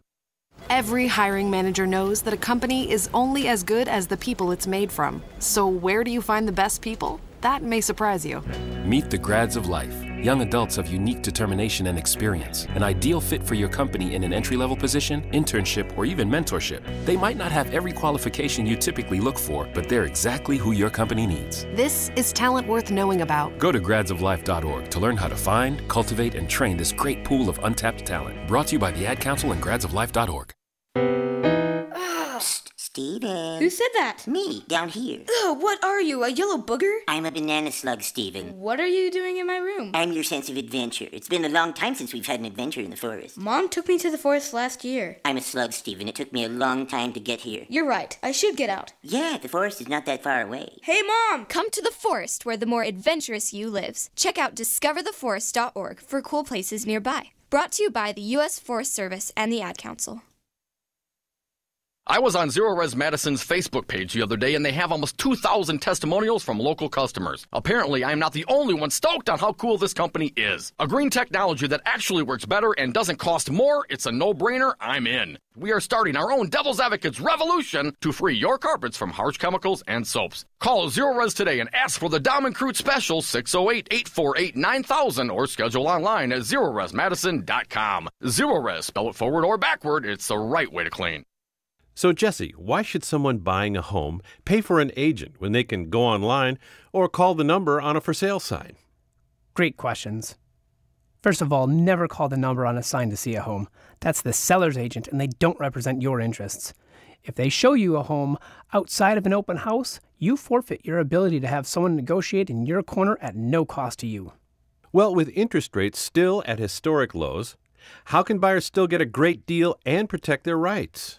Step 1, find a buyer's agent that you trust. Your agent will best find the home that fits your needs, anticipate problems, and negotiate on your behalf from offer through closing day. And most home listing contracts stipulate that the seller's agent pays for the buyer's commission. Solidarity Realty. They're real, they're solid, they're honest. Whether buying or selling in Madison or Dane County, call Solidarity Realty 608-284-9311 or find them at solidarityrealty.com. The Devil's Advocates. U.S. Senator Ron Johnson, our friend, live via phone. What about simply raising the age of weapons purchases to 21 years of age? We're sending 18, 19, 20, 21-year-olds over to Afghanistan, and they're dying. They ought to be able to vote. They ought to be able to have a beer, and they ought to be able to buy a gun to hunt with as well. Are you suggesting we lower the drinking age? No. Can't they do that now? What is the age nowadays? It's 21, sir. We drink when we toast. We toast when we drink. Yikes. I would have gotten away with it too if it wasn't for those meddling Devil's Advocates. We are back. Thank you for listening to the Devil's Advocates radio show live on Wisconsin's Resistance Radio Network. You can join us on the phones 844-967-2789. Dominic, a small correction to make. It's not about the 99% likelihood that Donald Trump had sexual relations with porn star Stormy Daniels, her stage name. Unprotected. It is not, at least reportedly, that Donald Trump's son, Don Jr., had sex with Aubrey O'Day, not a porn star, a Celebrity Apprentice contestant, singer by trade, and apparently told Miss O'Day he was going to leave his wife for her. A couple more kids any day now. It's over. So that part is entirely accurate, Don, but the part I missed, Karen McDougal, not Pam McDougal, Karen McDougal, the former Playboy model, yes, who is suing the organization that owns the National Enquirer because she also alleges that she had sexual relations with Donald Trump while Trump was recently married and his wife Melania was pregnant with Barron. That part I've gotten wrong.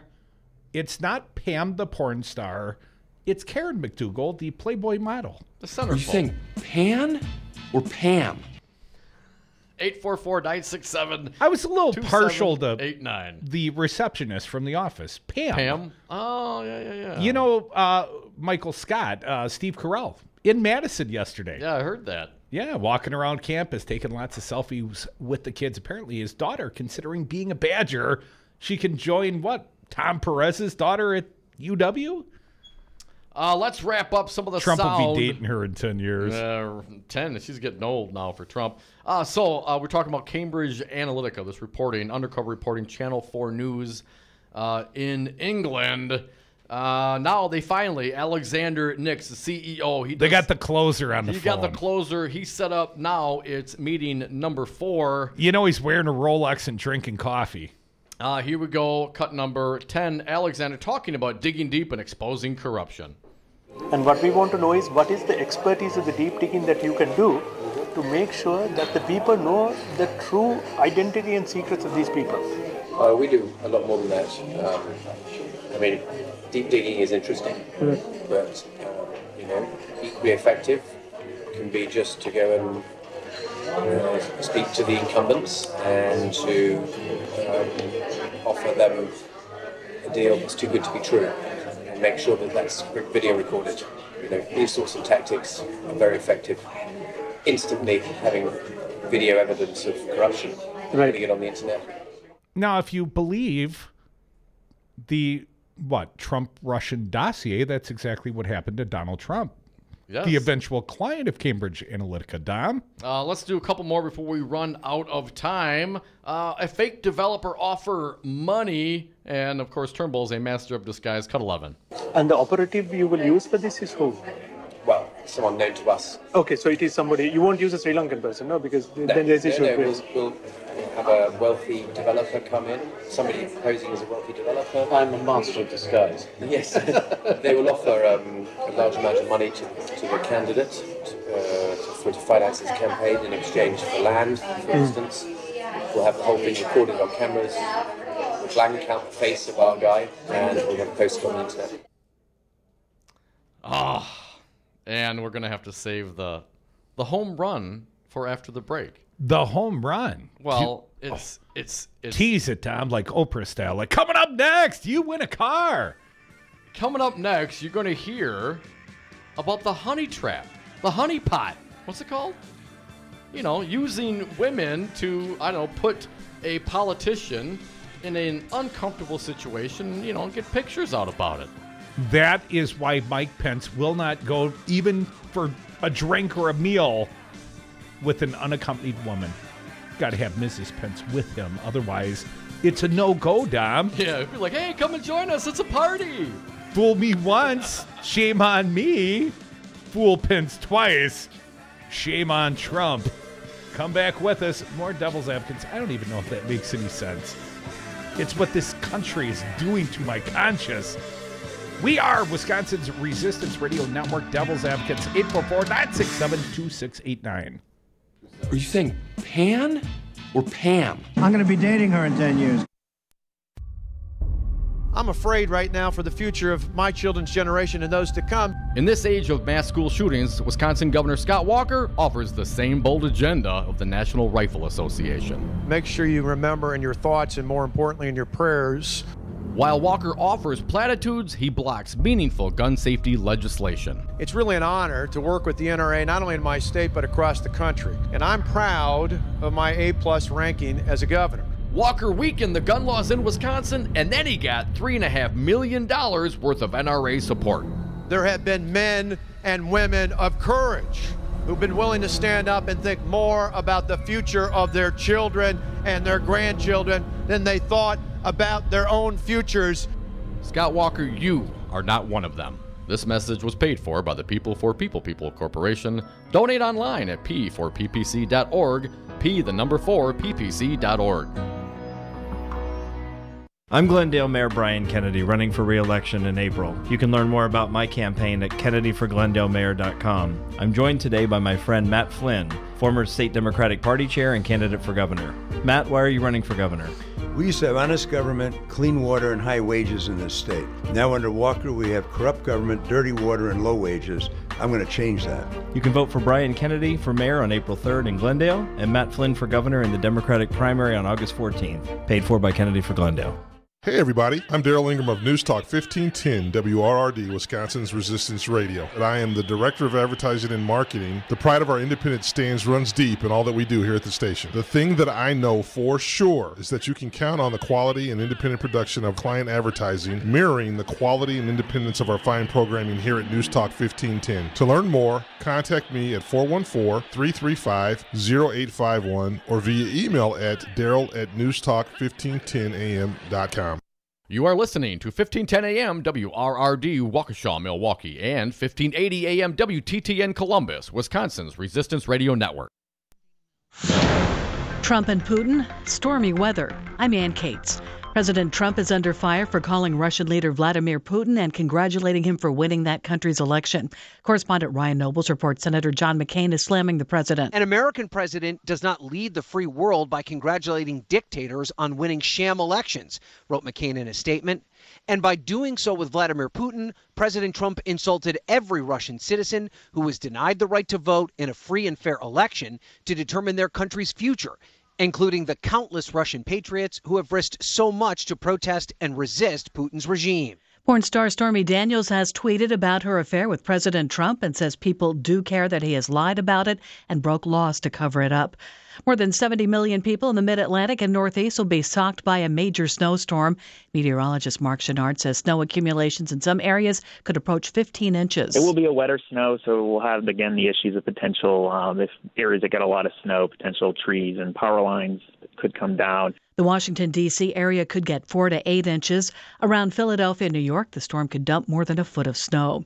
Residents in the burn areas of Southern California are being urged to heed evacuation warnings as the strongest storm yet this season is set to make landfall. This storm is not the storm to question. Robert Lewin with the Santa Barbara County Office of Emergency Management puts it plainly. This is a legitimate, hard-coming storm that has the potential to cause destruction. It has the potential to take lives. There could be as much as 10 inches of rain from this storm before it moves out late Thursday. And Lewin says in the area where the January mudslide killed 21 people, those mountains are locked and loaded. There is still lots of debris on those fire-ravaged hillsides.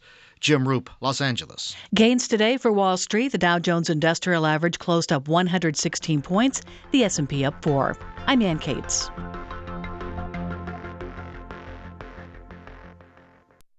Excuse me, I know you have a 9 o'clock, so I'll keep this short.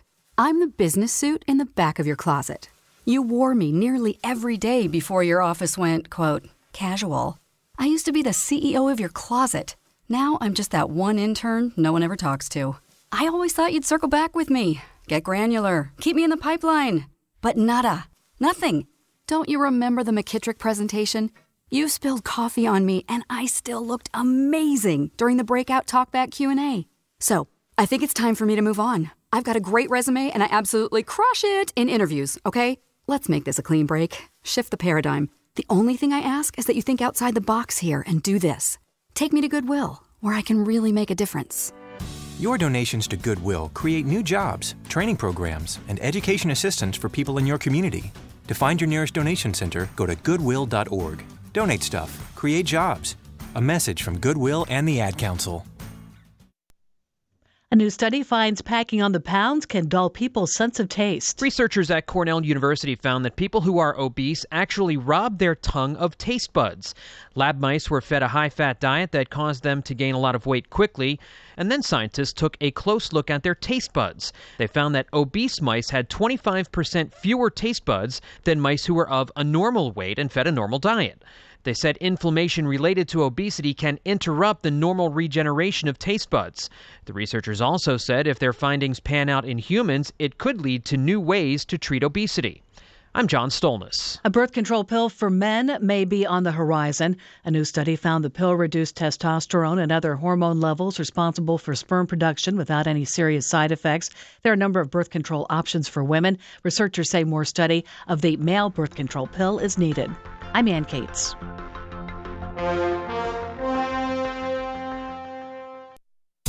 Man, do I love card night. You ready, boys? You got a king? Go, fish dad! Oh, come on!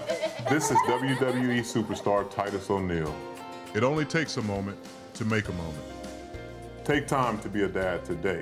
Learn more at 877-4DAD-411 or visit fatherhood.gov. Brought to you by the U.S. Department of Health and Human Services and the Ad Council.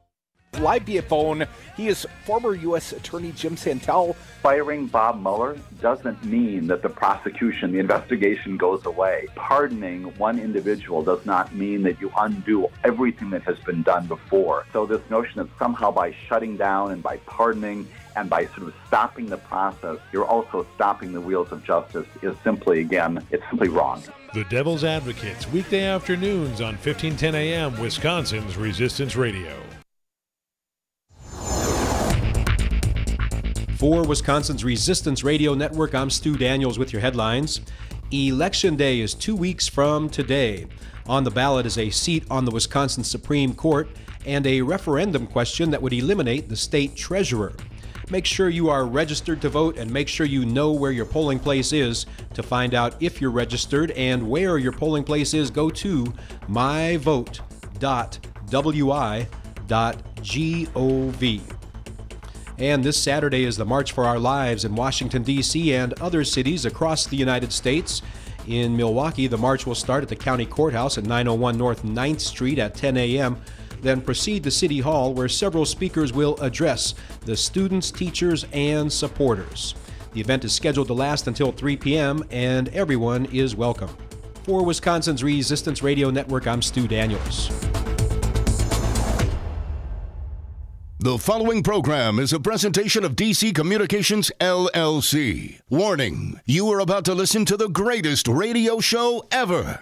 And due to contractual obligations and to shield our airwaves corporate licensees from any semblance of liability, responsibility, and gullibility, we must tell you the views represented on this show are not necessarily those of this station or its management. This radio show contains differing points of view on current political topics, and due to the nature of its contents, it should be heard by everyone. Thank you for listening. Now live from the heart of liberal Wisconsin, where the political party is just beginning, welcome to the Devil's Advocate Show. Best friends proving it's never personal, only politics. Please allow me to introduce myself. Now here are your hosts, Dom and Crute. Welcome back to the Devil's Advocates Radio Show. It's only Tuesday still, Dom, I swear. Sure. But it is the 5 o'clock happy hour, and we're sliding into it. And you can always join us on the phones, always toll free for you at 844-967. And I've got another correction to make, Tom. 2789. How do I forget our phone number? It's on the wall. 844-967-2789. Ooh. Oh, 844-96-PARTY. That's how you remember the phone line, man. Thank you for that correction. That's like 2 today. Twice today, Crudy. I know. It's first, I don't make an error in the first 47 years of my life. And today I make 2 of them. Before we get to the phones, I want to wrap up this thought about Cambridge Analytica. And the honeypots. Yes, Washington Post today reporting that the company, a data science company that worked for Trump's campaign, they announced that it has suspended its chief executive, Alexander Nix. Wait, there's more breaking news. Data firm used by Trump campaign secretly filmed talking about possible violations of campaign finance laws being reported at this very second by the CNN on the Chiron. My bad for interrupting, though, Dom. Same company, Cambridge? Cambridge Analytica. Well, I mean, he was suspended because apparently the video showed him talking about entrapment as a way to win campaigns. What, you got a problem with that? I didn't know you couldn't do that, Dom. Here is some of that sound. This is Alexander Nix. He is the CEO, or was the CEO, now suspended. Spend more time with family, Dom. Send some girls, maybe some Ukrainians, cut number 12. Send some girls around to the candidate's house. We have lots of history of things. For example, you're saying when you're using the girls to introduce to the local fellow, and you're using the girls for this, like the seduction, they're not local girls, not Sri Lankan girls. I wouldn't have thought so. They could bring some. I mean, that was just an idea. I'm Yes. saying. Yeah. We could bring some Ukrainians in on holiday with us. Right. You know what I'm saying? Yes. They are very beautiful Ukrainian girls. They are very beautiful. Yes. I find that's works very well. Please don't pay too much attention to what I'm saying, because I'm just giving you examples of what can happen, what can be done, and what has been done. Yes. What can be done and what has been done. Well, I would say Donald Trump has some affinity for women with, let's just say, an accent or a heartbeat. Well, it's like every James Bond movie, the beautiful, the spy who loved me, the Russian agent. Octopussy. And we'll just end with this one once again. The now suspended former CEO of Cambridge Analytica, cut number 13. I mean, it sounds a dreadful thing to say, but these are things that don't necessarily need to be true, as long as they're believed. And maybe you didn't understand that. This is a dreadful thing to say, he says. These things don't necessarily need to be true, so long as they are believed. So set them up. It's all about the setup. It's all about the knockdown. I mean, it's one thing to harvest some data from Facebook. It's another thing to set up the honeypot or try to get someone, recorded on corruption, on a corrupt land deal. But I guess that's how you win elections. Quite possibly, Don. Who knew? Here I thought it was, you state your case, you present your ideas to the population, and your constituents will vote you up and down. Well, Dominic, the part I found most intriguing is what? Not, the guy talking about the propaganda. They can't know it's propaganda. It's got to be subtle. But they know what your triggers are emotionally. Facts don't matter, not one iota. Not in the political world. And Donald Trump, he knows that. Believe me. Fear and hope and emotion overrides fact.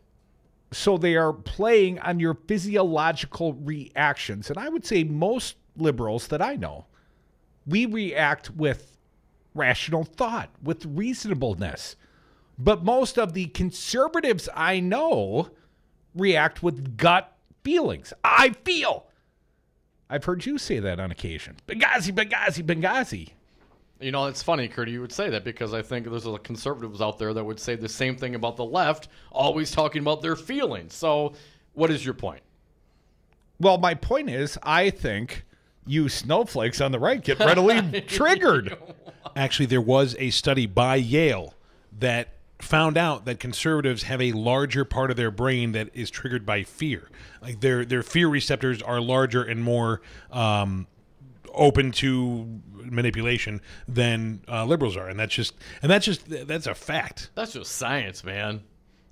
Science? So yeah, I mean this is social science. This is Donald Trump's data organization we're talking about right now. Well, but I would prefer that our audience, when you think of Cambridge Analytica, don't think of Donald Trump first. Let's not forget they used Scott Walker's data team, and Rebecca Mercer, the owner of Cambridge Analytica, was a Scott Walker funder. And what data did they dig through of Wisconsinites? Well, we saw reporting just a week ago in the Journal Sentinel. They were trolling after the Sherman Park. They were hashtagging Milwaukee.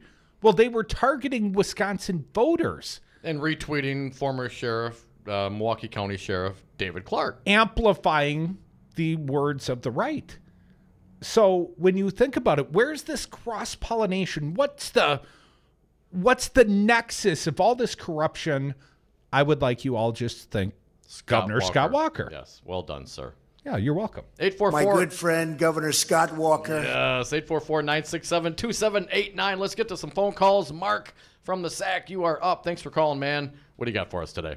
Yeah, I've been listening to this, and I can't help but think the whole connection of the similarities between that and Michael Best and Friedrich when they did the redistricting with the Republicans. And of interest, Michael Skrinick, who's running for Supreme Court, he was serving a term there at Michael Best and Friedrich while they were, I think it kind of lines up with when the district lines were being, redone in the secret rooms or across the street at the bar with the Republicans. As my son likes to say, Mark, I agree on you. And on this point, I think Skrinick was one of the counsel on the gerrymandering activities, let's call it, of the Republicans. And much like Donald Trump, every Republican that got to see their district had to sign an NDA, a non-disclosure agreement. Yeah, it just kind of crystallized when you guys were talking in my brain when you guys were talking about this. That let me add one more thing to you, Mark, to your brain. Do you know who the president and chief strategist is for Michael Best? Oh, probably Skrinick. I mean that. No, Skrinick's a Supreme Court candidate now. Reince Priebus. Yeah. Former Priebus. RNC chair, former roommate of Robin Foss in college, Reince Priebus. President and chief strategist. And I don't know. I don't know if you guys are familiar with history at all, but it sounds like just one big old Republican Spartanagogy where all these guys hung out together and did what Spartan boys did back in the day, and that now going to battle together, but never a real battle usually. Yeah, that's for the poor people, Mark. Thanks for the call, man. I had something, and then now you lost it. Eluded me. All right, so that's it for the Cambridge Analytica. Is there anything Cambridge else? Analytica. One last point, talking about Reince Priebus over at Michael Best and Friedrich. Reince Priebus, RNC director, went on to be chief of staff for Donald Trump, right? Mm-hmm. Joined the campaign. Mm-hmm. And I would point out, damn it, lost it again.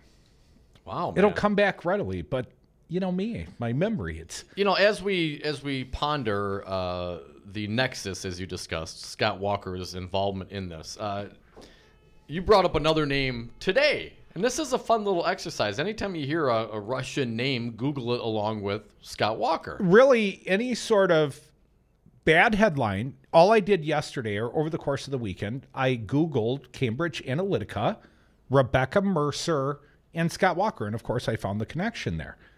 But there was this other one, Marsha Blackburn, a somewhat crazy but pretty Republican. Apparently, she's running for Bob Corker's vacancy, coming out of the great state of Tennessee.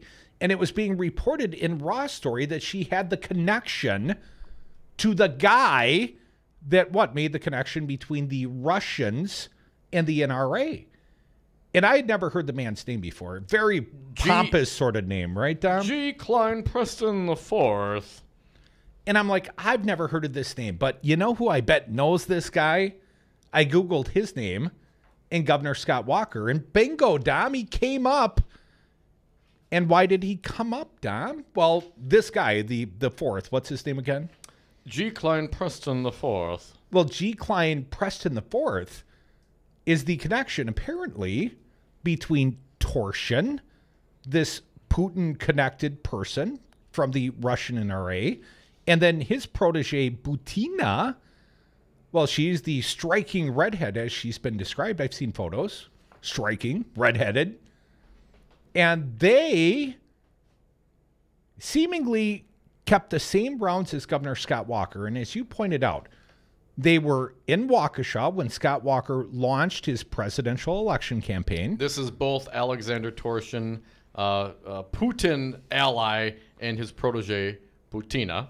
That the very pompously named G. Klein Preston IV introduced to, Marsha Blackburn. The story is originally about Marsha Blackburn using this man as legal counsel. But when you start digging in for the associations, and of course Scott Walker's name comes up, and we reassert the fact that Torshin and Butina were at Scott Walker's campaign launch. Scott Walker had photographs with these two at an NRA event, I believe, originally the annual NRA reported in Mother Jones. Mm-hmm.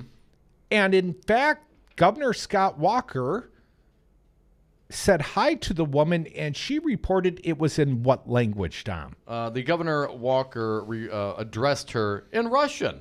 So we know of at least 3 separate times, and of course, as you mentioned, the most important, I would think, was that they, the Torshin and Butina, the Russian allies, the Russian NRA, Blackburn introduced, this attorney introduced Torshin to the NRA. Of course, now the FBI is investigating whether or not there has been some illegal money funneled. Of course, the NRA's political arm gave, $30 million to Donald Trump.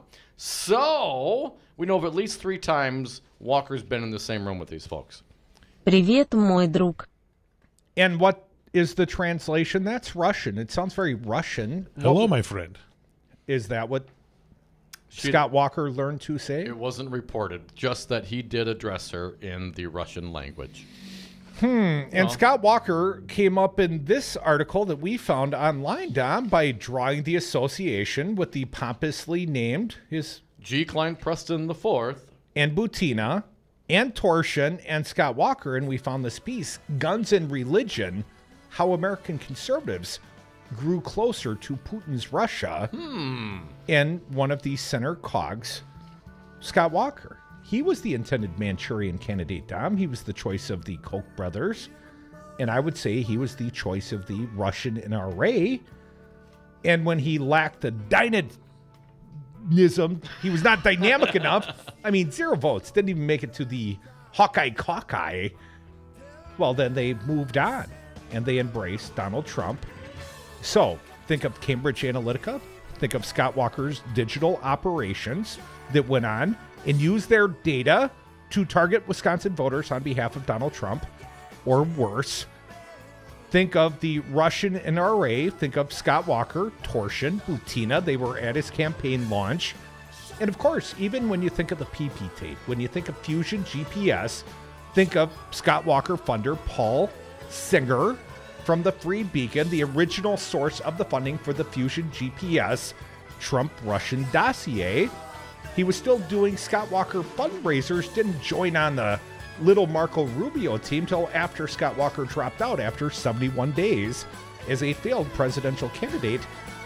But are you starting to see a pattern here?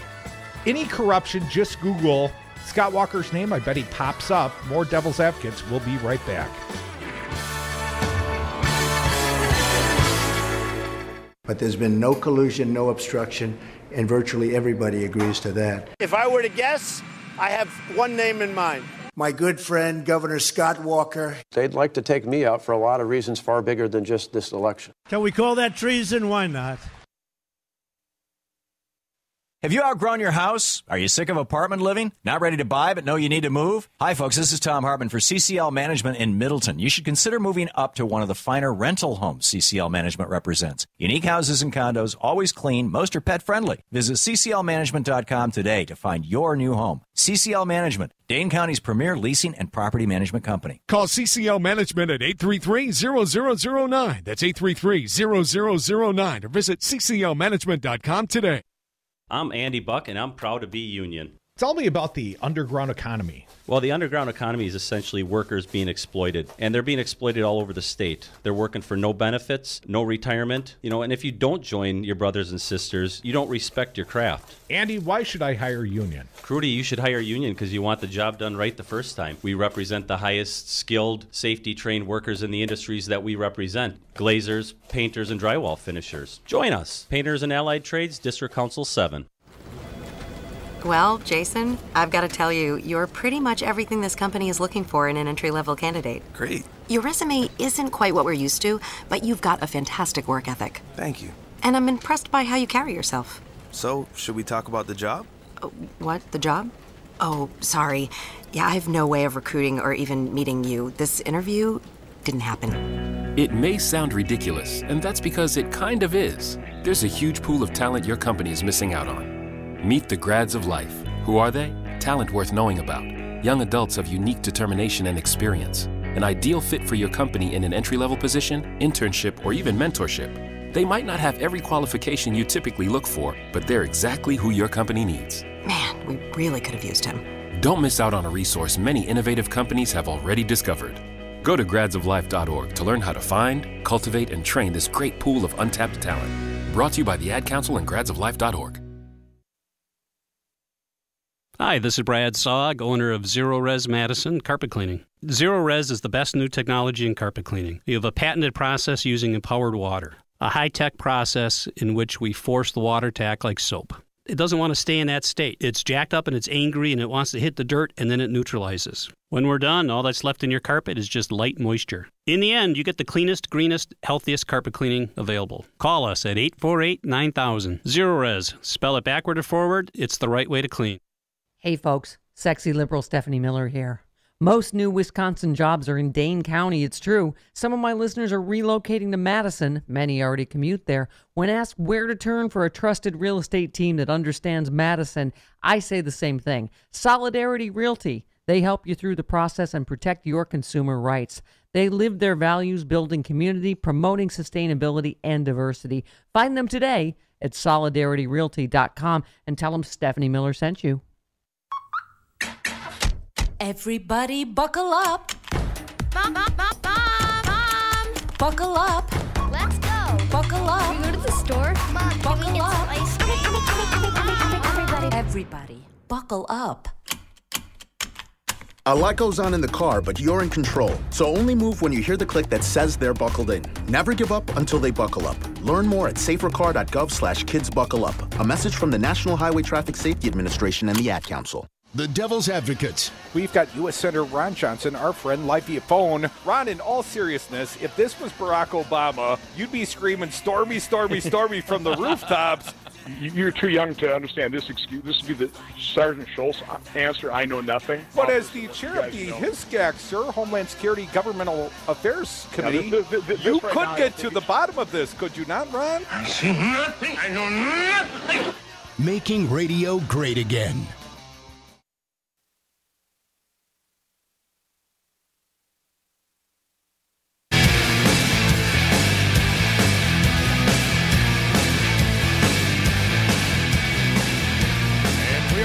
Listening to the Devil's Advocates radio show live on Wisconsin's Resistance Radio Network. You can join us on the phones, 844-967-2789. Dominic, I want to get back to this Washington Post piece tying Scott Walker with the Russian NRA. When Torshin and Butina attended the NRA's 2014 annual convention, their profiles as scrappy Russians pushing for gun rights was rising.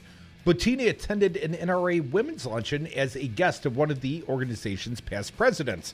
Interviewed by the conservative website Town Hall, Butina called the NRA one of the world's famous and most important organizations and said that we would like to be friends with the NRA.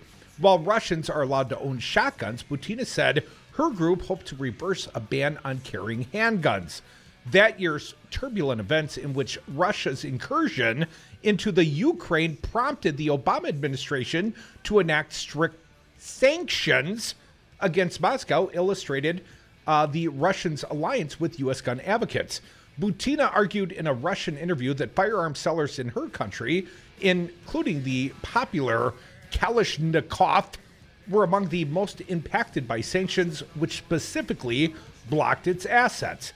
In Washington, the NRA's lobbying arm blasted the order, saying that such restrictions have long been used by the executive branch as a means of unilaterally enacting gun control. Relationships between the Russians and American conservatives seemed to blossom in 2015. As the Republican presidential race geared up, Butina posted social media photos showing how she and Torshin gained access to NRA officials and U.S. politicians attending events. That April, Butina toured the NRA's Virginia headquarters, and she and Torshin met Wisconsin Governor Scott Walker, then a leading White House contender, at an NRA annual convention. Torshin told Bloomberg last year that he had a friendly exchange with Trump at the 2015 convention and sat with Fredo Jr. at an NRA dinner the following year. Walker's spokesman said the encounter was brief as speakers mingled with attendees. Before the remarks, a senior White House official said Trump may have briefly interacted with Torshin at the 2015 convention, but let's not forget when Butina was at Scott Walker's campaign launch in Waukesha in July, Walker greeted her in Russian. Seems she may have made an impression. Come back with us. More Devil's Advocates. No, I'm going to stay for a while. How about that? Freedom. Hello, friends. Tom Alonzi here from Teamsters Local 200. Here's a fact. United States Labor Department statistics show union workers receive, on average, 30% more in pay and benefits than non-union workers doing the same job. If you're a worker interested in receiving better wages and benefits and respect at your workplace, give Teamsters Local 200 a call at 414-771-6363 and ask to speak to a Teamsters Local 200 organizer today.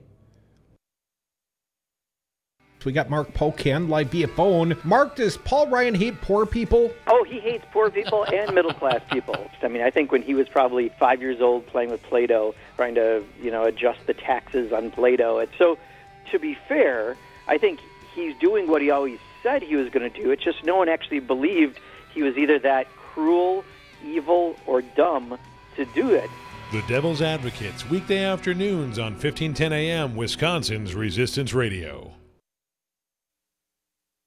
You are listening to Wisconsin's Resistance Radio Network. Believe me, there is no collusion. Believe me.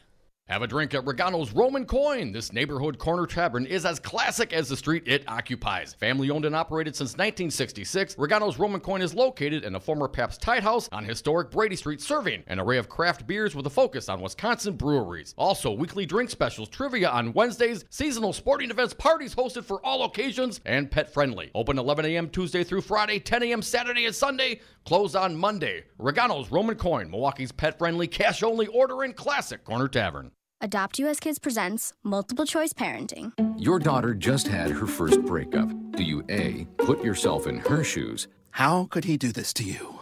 And for Sheila, she has split ends. B, console her. Oh, sweetie, this is going to happen a lot. 4, maybe 5 more times before you get married. C, take charge. Got to get this all straightened out. Give a little talking to, man to man, mano a mano. Hey, Steve! Is now a good time? No? Okay, no problem. Bye. Or D, help her find a new boyfriend. I know a great place to meet boys. The internet. Nice, single boys. Never mind. How about some ice cream? As a parent, there are no perfect answers. But you don't have to be perfect to be a perfect parent. Thousands of teens in foster care will love you just the same. For more information on how you can adopt, visit adoptuskids.org. A public service announcement from the U.S. Department of Health and Human Services, Adopt U.S. Kids, and the Ad Council. Listen and imagine.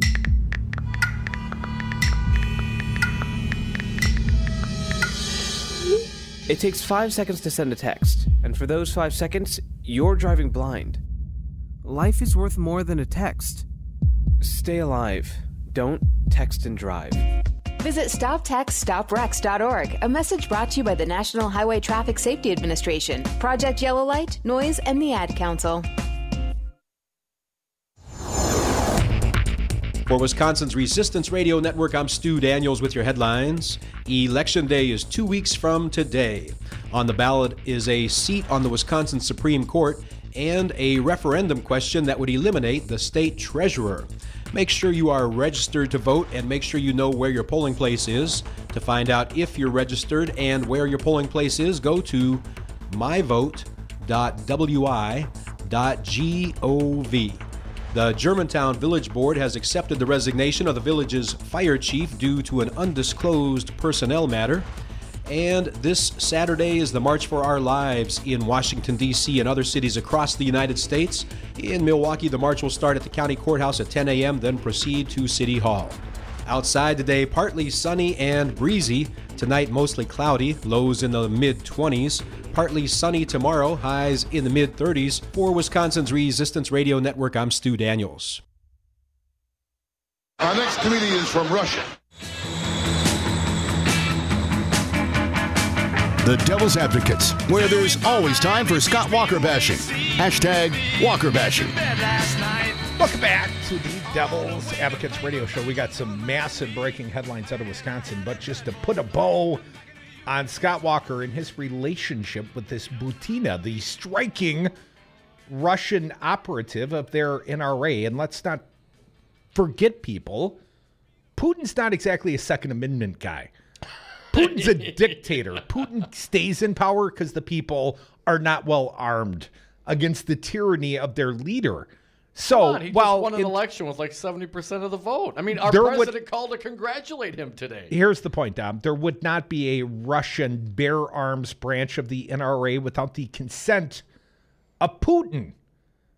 And just yesterday and earlier today, we're talking about Cambridge Analytica. They were doing business for Lukoil, a Russian firm also with ties to Putin, doing social engineering. First, Cambridge Analytica did it during the recall in the state of Wisconsin.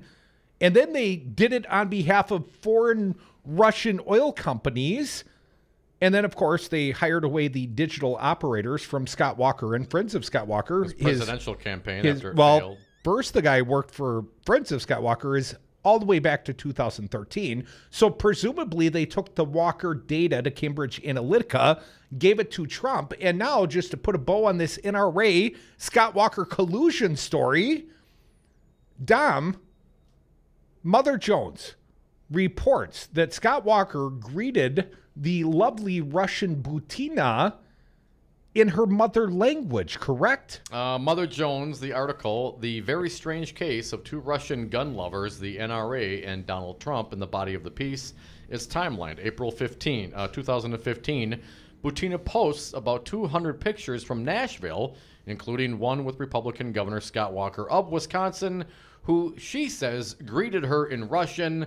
She notes that he's, quote, one of the possible future nominees for the post of U.S. president, unquote. Now, Scott Walker was leading the polls in April of 2015, the Iowa Freedom Summit that launched his campaign effectively was way back in, third week of January. We were down in Des Moines.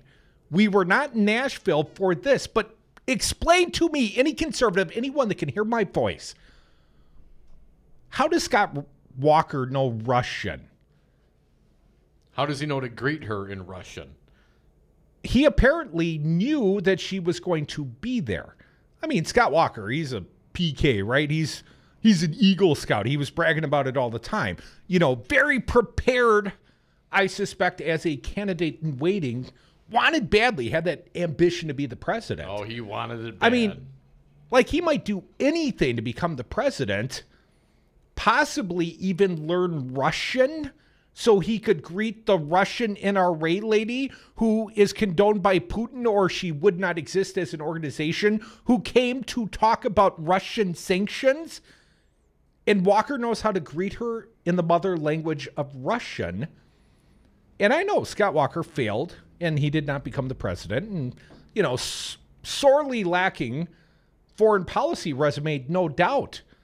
But he knew the right language to speak at the right time. And one must wonder, in April of 2015, when was he brushing up on his Russian? Right. And why? Why? Why would you have that in your back pocket? Also from Mother Jones Crudy, here's a nice picture. Butina attends Governor Walker's campaign launch.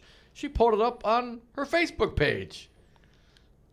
Now, you know, I've always said Tonette Walker is a handsome woman. And Tonette, the first lady of the state of Wisconsin, today offered an endorsement of Leah Vukmir. So Tonette apparently, you know, sticking her toe in the political waters, Dom. But if one could have a striking, telegenic Russian, perhaps even Ukrainian woman, or we know they like the Ukrainians, the very handsome one at home, what do you think she'd choose? He'd choose. Crudy, I would never want to get in his head. Maybe that Russian woman was the apple of his eye, because otherwise, Dom, if it wasn't some sort of Ukrainian Russian fantasy thing where he learned a little Russian just to butter her up, what's the other alternative? Well, that her and Alexander Torshin were using the NRA as a money laundering operation to funnel Putin's money into United States elections. Well, he seemed like the front runner at the time. I can't imagine why they might have approached him, Dom. 844-967-2789. I'm not saying, I'm just saying. I'm just saying. These are great questions, and I'm glad you asked them. And hopefully someone, if you get a chance to talk to Governor Walker about them, someone else will ask him these questions. Well, Dom, here's another question that Governor Scott Walker might get asked about in the near future.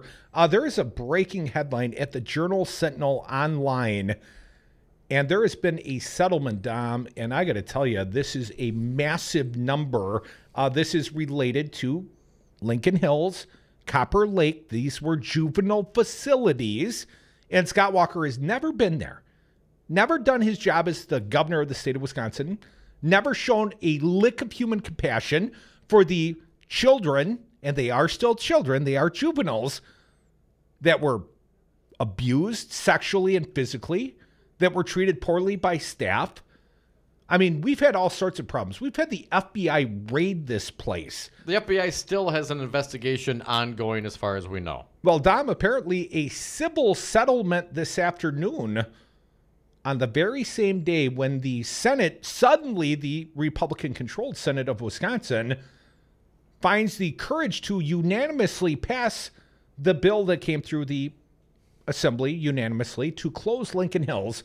Now, this was Evan Goyke. This was a Democratic plan, and Scott Walker appropriated it and even gave some credit to Evan Goyke. But the terrorist over on the Senate side, the Republican terrorist, they didn't want this bill. They didn't like it, didn't like the form of it. Yeah, Fitzy wasn't happy. And suddenly it passed rapidly today, unanimously through the Senate. We knew the Democrats supported this.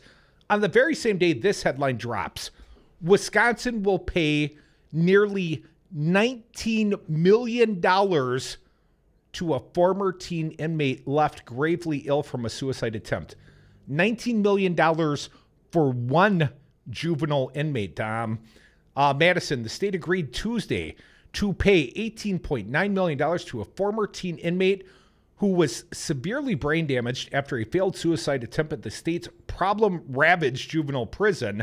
The girl's attorney described it as the largest civil rights settlement the state has ever reached. With other inmate lawsuits pending, Wisconsin's taxpayers could be on the hook for further payouts. Could be? Just say will be. The settlement was announced just hours after the state Senate unanimously approved a deal to close Lincoln Hills School for Boys and Copper Lake School for Girls, which shared a campus 30 miles north of Wausau. The assembly is to approve the measure Thursday and send it to Governor Scott Walker, who will try to sign it rapidly in the dark in hope to turn the page on this headline, Dom. The prison is subject of multiple other lawsuits and a 3-year-old criminal investigation into child neglect and prisoner abuse. Officials in Walker's administration have known about wide-ranging problems at the prison complex for 6 years. Now it's an election year. Now he's going to settle. Now he's going to do something, Dom. I read on. Walker embraced the idea of closing Lincoln Hills this January after earlier saying changes his administration had pursued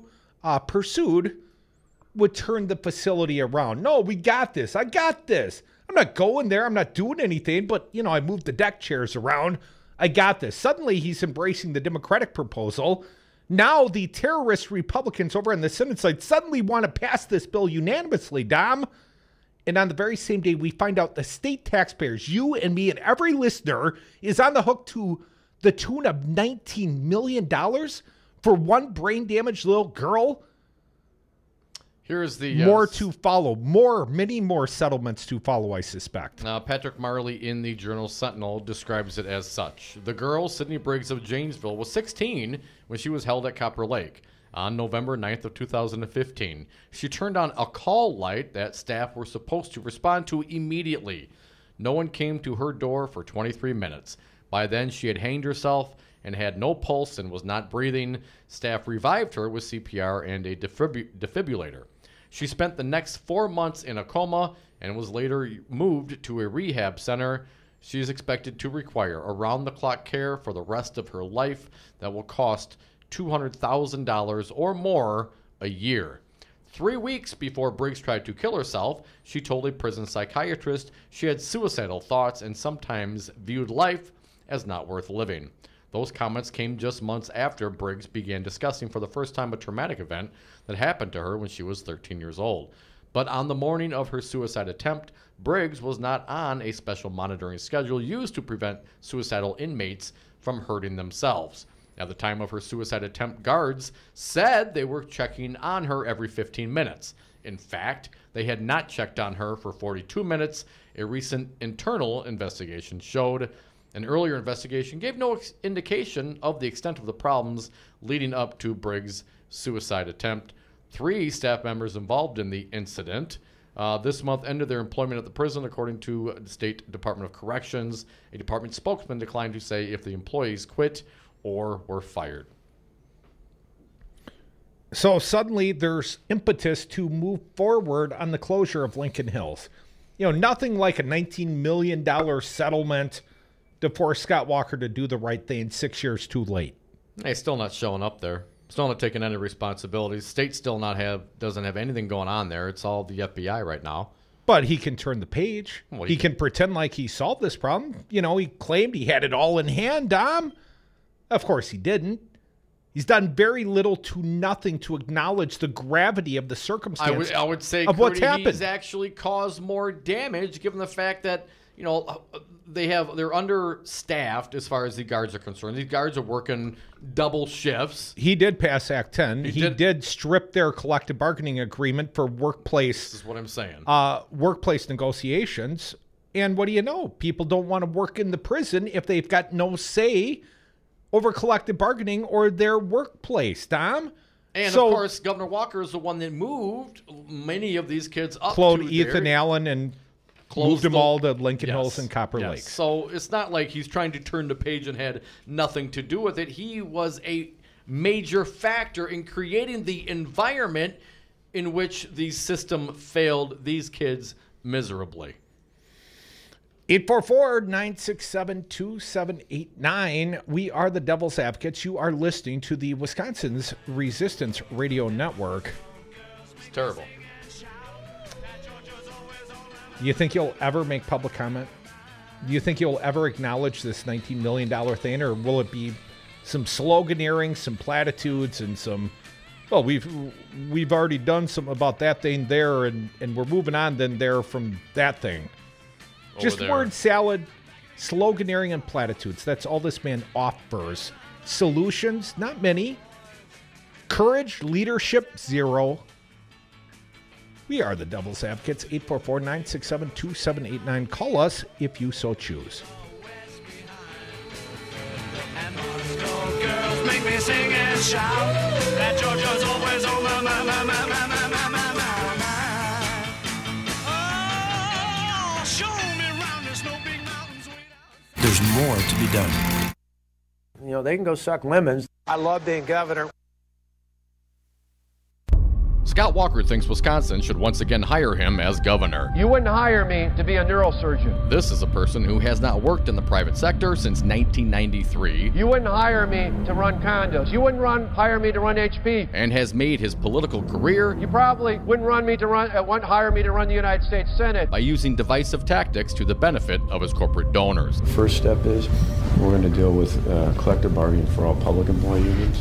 Because you divide and conquer. Now he supports the largest publicly funded government subsidy of a foreign corporation in American history. They can go suck lemons. And Scott Walker has yet to live up to his first campaign promise to create 250,000 jobs. Is this a campaign promise, something you want to be held to? Absolutely. Scott Walker, we the people are done sucking your lemons. This message was paid for by the People for People Corporation.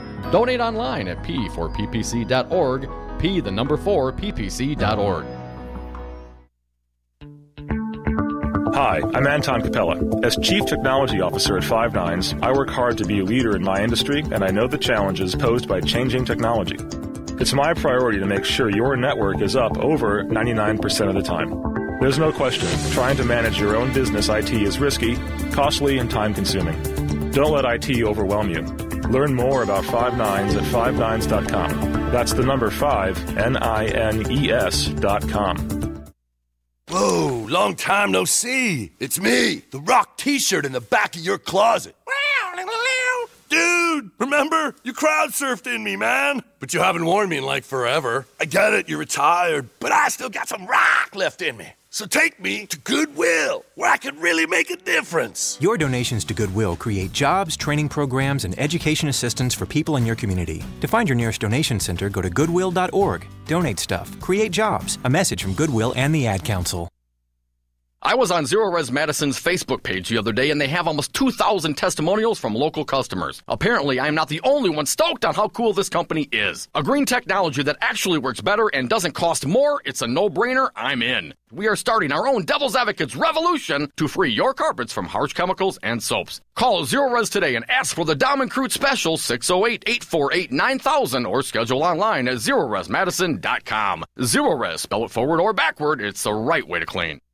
Take a look under your bed. Find stuff under there? What about jobs? No? Now try your basement. There's a pair of overalls that overall you're not so into anymore.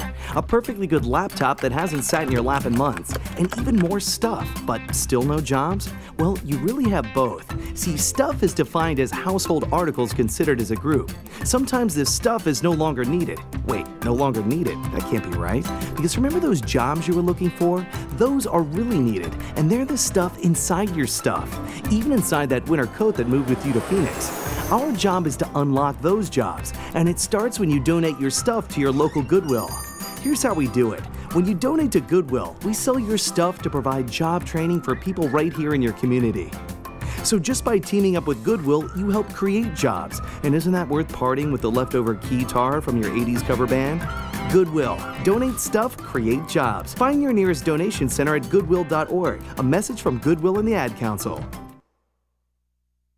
I gotta tell you, so when I first moved to Green Bay to play football in '92, I had never been to Wisconsin. But the funniest thing I thought, you could not buy hamburger patties without a dollop of butter on them. Folks, just so you know, if you take a little bit of herb butter and put it in the middle of a patty and just kind of mold it around there, you get magic. I have one of my arteries right now. How much did you say you weighed? I'm gaining weight with my thoughts right now.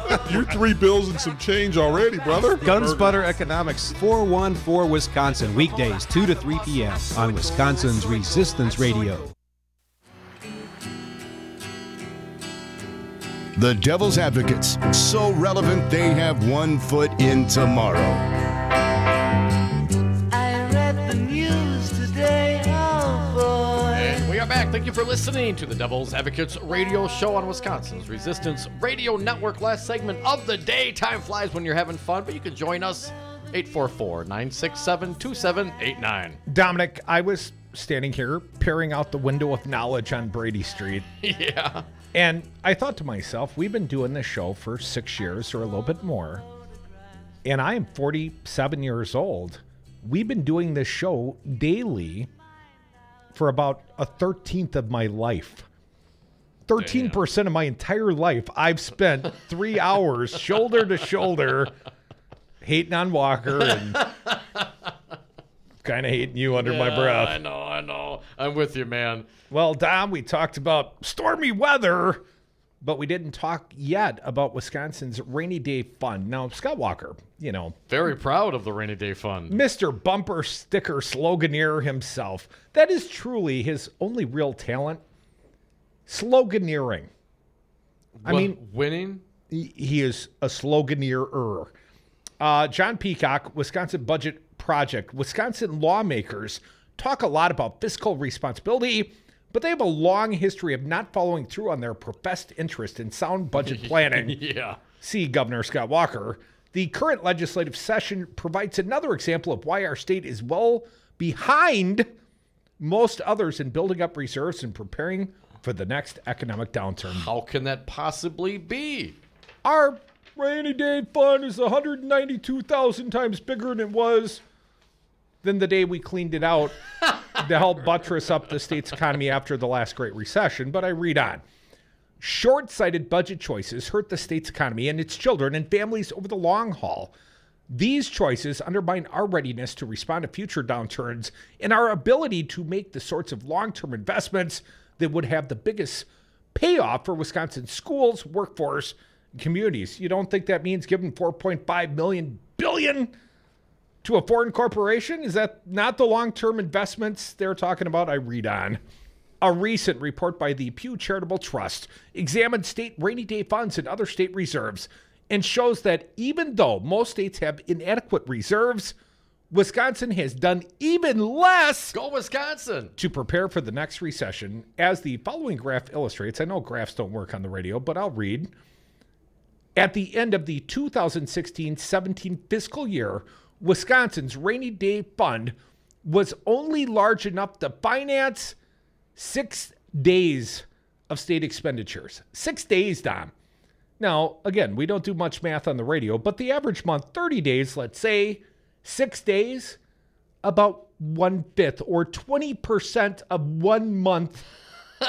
And the budgeting's done over a biannual 2-year period. And it's up to 6 days, that he's proud of. That's 39th nationally, Dom. 39th out of 50, just in case you didn't know.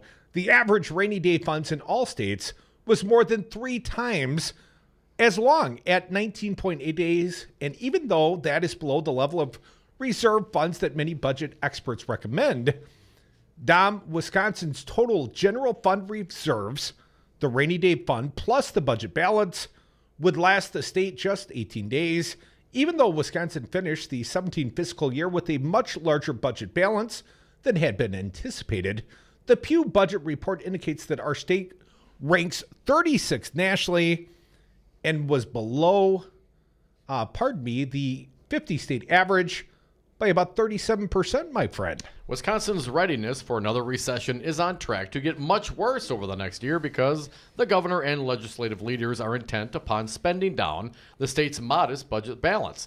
Bills that have been approved and others that are pending would dig into the state into a substantial budget hole by making 2 basic mistakes that put short-term political gain ahead of long-term fiscal responsibility. See Scott Walker. Number 1, first, during the period of economic recovery between recessions, Wisconsin lawmakers often neglect to build up the budget reserves that will be needed in the next economic downturn. That unfortunate habit has repeated in the 17-19 budget bill. And we pointed out in a recent blog post, it has now been 5 years since the state added to its rainy day fund. And second, Crudy, when Wisconsin lawmakers find during an election year that the state is on track to have a bigger budget balance than they anticipated, they have had a bad habit of not only drawing down the projected surplus through tax cuts and or other increased spending, but doing so in a way that creates a significant gap between future revenues and future spending commitments. What about the good news, Don? Tell us about the good news. Here's the good news, Crudy. This year, the budget projections released by the LFB in January estimated the state is on track to finish the budget period with a general fund balance of $138 million more than was anticipated when lawmakers passed the 2-year budget last year. But the bad news is that the improvement in the state's budget almost immediately triggered the governor and legislators to make unsustainable plans for using the anticipated surplus. Air quotes. From new prisons to tax cuts for parents, Wisconsin lawmakers are rushing to pass hundreds of millions of dollars in new commitments in their final day today of work while they pass closure of Lincoln Hills. That's an $80 million price tag. I believe they're going to pass the school safety bill. That's a $100 million price tag. And let's not forget the breeder bonus, Dom, $100 for every kid. As long as you were subject to taxation last year, don't want any poor people getting the benefits. Rainy day fund my ass. 6 days. I mean, I think Kudlow went through more cocaine in the 90s in a month than the governor's got in the rainy day fund. I want to thank our fine guest today. He was Congressman Mark Pocan. We are the Devil's Advocates. You are listening to Wisconsin's only Resistance Radio Network, 1580 Madison, 1510 Milwaukee. Crudy off tomorrow. Dom here covering for 2.